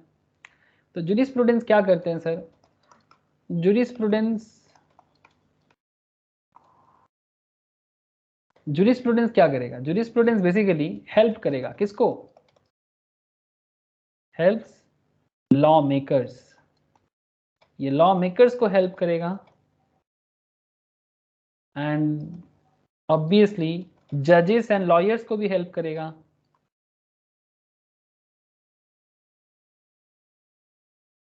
जजेस एंड लॉयर्स को भी हेल्प करेगा, लॉ मेकर्स को हेल्प करेगा वाइल मेकिंग लॉज, लॉ बनाने के टाइम पे कि भाई ये लॉ कितना जस्टिफिकेशन है इसका या नहीं। ठीक है, वाइल मेकिंग लॉज, जैसे कि मैं आपको बार बार बोल रहा हूँ रिसेंट ट्रेंड में जैसे फार्म बिल हो गया, ठीक है, लॉ बनाने के टाइम पे उसका जस्टिफिकेशन की तरफ जरूर ध्यान देना चाहिए। तो वो लॉ मेकर्स को हेल्प करता है, क्या हेल्प करता है, जूरिस्प्रूडेंस हेल्प करता है। जूरिस्प्रूडेंस का मतलब क्या है, नॉलेज ऑफ लॉ, कि इस लॉ का नॉलेज ज्ञान कितना जरूरी है और ये क्या क्यों हमारे सोसाइटी में जरूरी है। एंड जजेस एंड लॉयर्स को क्या हेल्प करेगा, जैसे आप लोग आगे जाके कंपनी सेक्रेटरीज बन रहे हो या लॉयर्स बन रहे हो, ठीक है, या चार्टर्ड अकाउंटेंट बन रहे हो, कंपनी में केस चलेगा किसी मैटर पे, चाहे डिफरेंट बिजनेस मैटर्स हो, आपको लॉ इंटरप्रेट करना है वाइल इंटरप्रेटिंग लॉज, आपको उसको इंटरप्रेट करना है कि क्या मतलब निकलता है इसका, तो वो होता है जूरिस्प्रूडेंस। आप अगर इंटरप्रेट करते हो तो मतलब होता है कि आप जूरिस्प्रूडेंस कर रहे हो, ठीक है। तो फाइनल टच देते हैं sir, jurisprudence is particular method of studying general notions of law। notions मतलब उस पर्टिकुलर लॉ का क्या मतलब है, ठीक है, जैसे ट्रिपल तलाक रूल था पर्सनल लॉ में, लेकिन उसका कोई नोशंस नहीं लगा आज के डेट में, तो जूरिस्प्रूडेंस किया गया और हटाया गया, ठीक है। ऐसे और भी मैटर्स हैं सर, बस कुछ फेमस पैटर्न में मैंने बातें की है।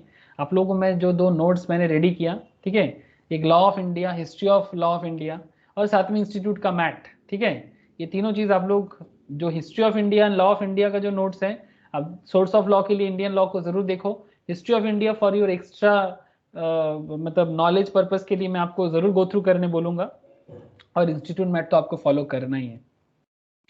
तो studying general notions of law and not studying law of a particular country, जैसे हमको बोला ना ये वर्ल्डली मैटर पे बात करते हैं, studying law of a particular country,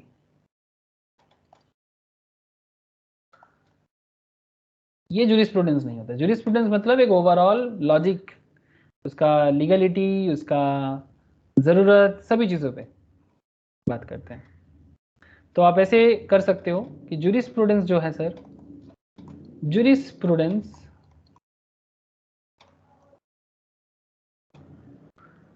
is not codified, मतलब ऐसा ही बोल दिया गया, ऐसा ही करना पड़ेगा, is not codified, but a dynamic and growing subject। ये एक डायनामिक एंड ग्रोइंग सब्जेक्ट है, हमेशा इसका चेंजेस के ऊपर सवाल भी आएगा, बहुत सारा मैटर में बातें होंगे सर, ग्रोइंग सब्जेक्ट, तो इसका कोई लिमिटेशन नहीं है, इसीलिए कहा जाता है thus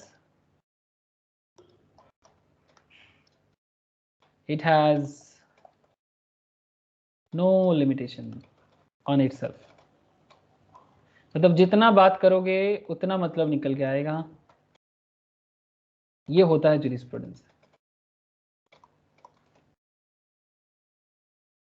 लिख लिए सर? सर नेक्स्ट कॉन्सेप्ट जो है that is definition of jurisprudence.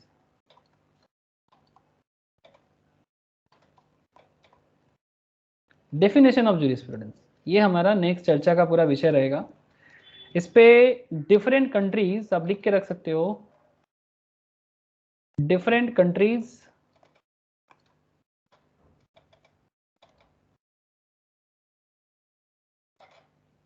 different jurist, different times,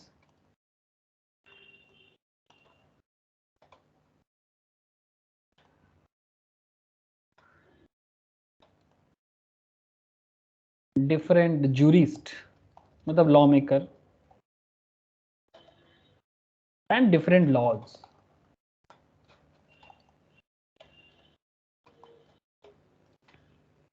ठीक है, different countries, different times, different juries, different law के बारे में बातें की है सर। दुनिया भर में इतना सारा कंट्री है, सभी अलग अलग एरिया में, जैसे एक फेमस है न्यूजीलैंड का सैल्मॉन, बात करेंगे सर इनके बारे में। और भी डिफरेंट कंट्रीज में डिफरेंट लॉ मेकर्स ने डिफरेंट बातें की हैं, डिफरेंट टाइम ओरिएंटेड बातें की है, डिफरेंट लॉ के बारे में सवाल किए। ठीक है, तो वो हमारा नेक्स्ट चर्चा का डिटेल्स बातचीत रहेगा।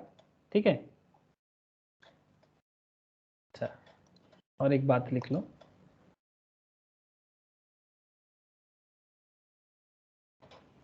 In different countries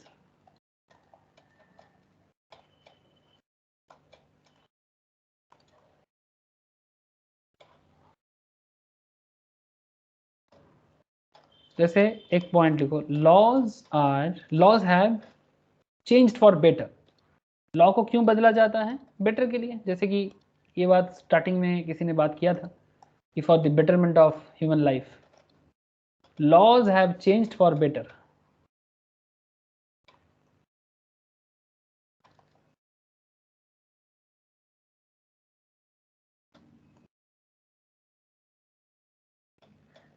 since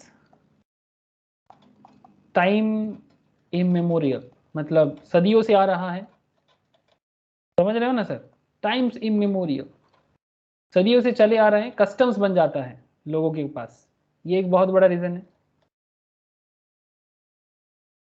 oldest of law, पुराने दिनों में चलता था, वो भी फॉलो किया जाता है।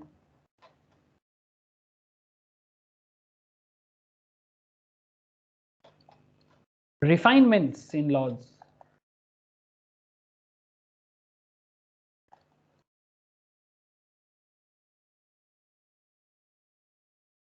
एंड मतलब पुराना नियम को भी लागू किया गया। ठीक है, आप अगर इंडियन लॉ का डिटेल्स पढ़ोगे, आपको वहाँ पर डिटेल्स मिलेगा कि अलग अलग ज़माने में, जैसे नेहरू के ज़माने में, ठीक है, नेहरू के ज़माने में या फिर अटल जी के ज़माने में, मोदी जी के टाइम पे कितना सारा लॉ को वापस लाया गया। ठीक है, पुराने नियमों को लाया गया, ठीक है, चेंजेस करके उसको न्यूली उसको सोचा गया। ठीक है, आप एक बार ज़रूर गो थ्रू कर सकते हो। ठीक है, कि अटल जी के ज़माने में, इसके ज़माने में कब कब कितना हुआ। जैसे हमारा कॉन्स्टिट्यूशन तो बहुत बड़ा है, इसके अंदर 450 आर्टिकल है, 12 शेड्यूल है, 105 अमेंडमेंट है, 1,17,369 वर्ड्स है, द लॉन्गेस्ट रिटन कॉन्स्टिट्यूशन है। तो उसके बाद भी समय के साथ साथ चेंजेस हमारे लॉ के अंदर भी मिला है सर। ठीक है, नॉर्मली ज़्यादा चेंजेस जो भी हुआ है नेहरू जी के टाइम पे हुआ है, अटल बिहारी जी के टाइम पे हुआ है, और नरेंद्र मोदी के टाइम पे भी काफ़ी सारा हुआ है। Refinement in laws and enactment of new laws, enactment of new laws सभी कंट्रीज में होते हैं।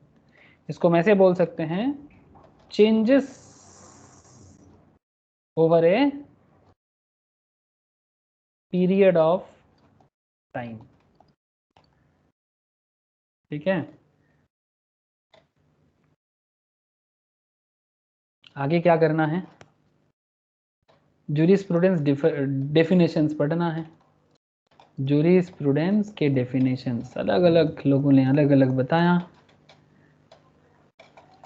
Jurisprudence definition, different politician, social condition, different political and social condition, definition जो भी है with different political and social condition.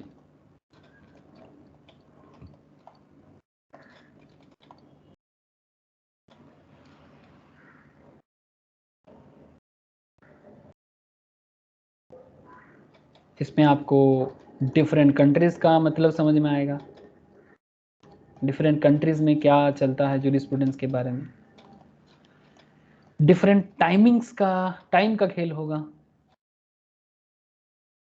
Different jurist के बारे में बात पढ़ने को मिलेगा, वेरी इंपॉर्टेंट पार्ट इस चैप्टर का। एंड डिफरेंट मतलब भी आपको देखने को मिलेगा। 10 इससे क्या समझ में आता है? इससे क्या समझ में आता है? thus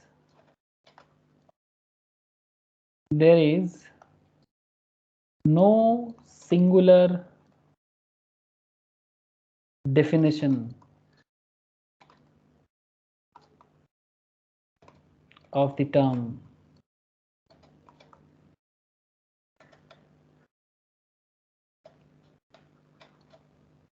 jurisprudence.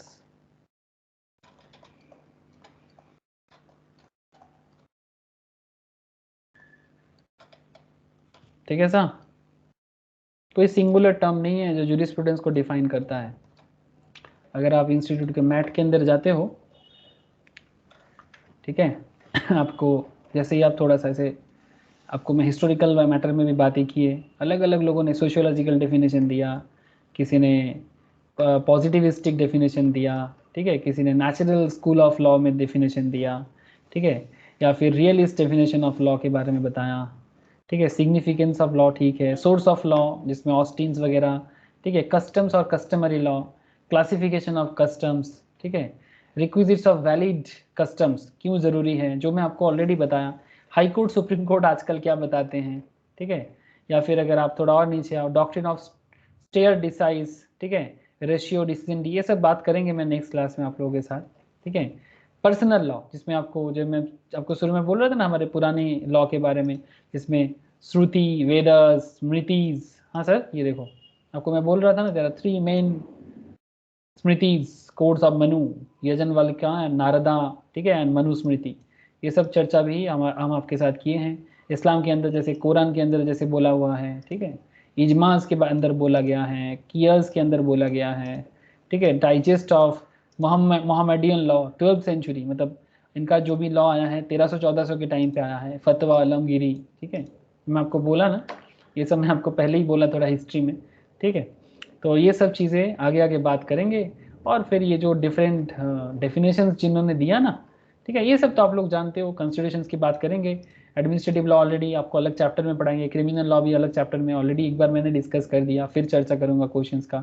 Mercantile and commercial law जो लोग ग्रुप 2 में पढ़ते हैं उनका पूरा डिस्कशन चलेगा ग्रुप 2 क्लास में, ठीक है। Mercantile and commercial law very interesting area है, ठीक है, अलग अलग चैप्टर वाइज बातें होंगी। बस नेक्स्ट क्लास में मैं आपको ये कुछ फेमस डेफिनेशंस देने वाले, ठीक है, जूरिस्प्रूडेंस क्या है आई विल डिस्कस, अभी मैंने आपसे डिस्कस किया।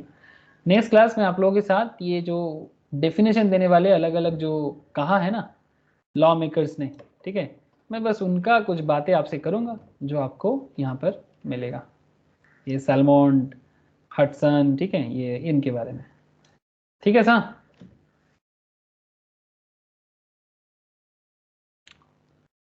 ओके, रोशनी, ज्योति, सोमपौध, अभिषेक, क्लियर हुआ ना बात?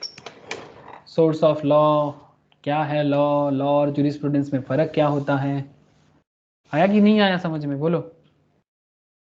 है दादा। ठीक है सर, ओके, आज इतना ही है, फिर tata. Okay sir, bye. Bye sir, tata. Bye sir, bye.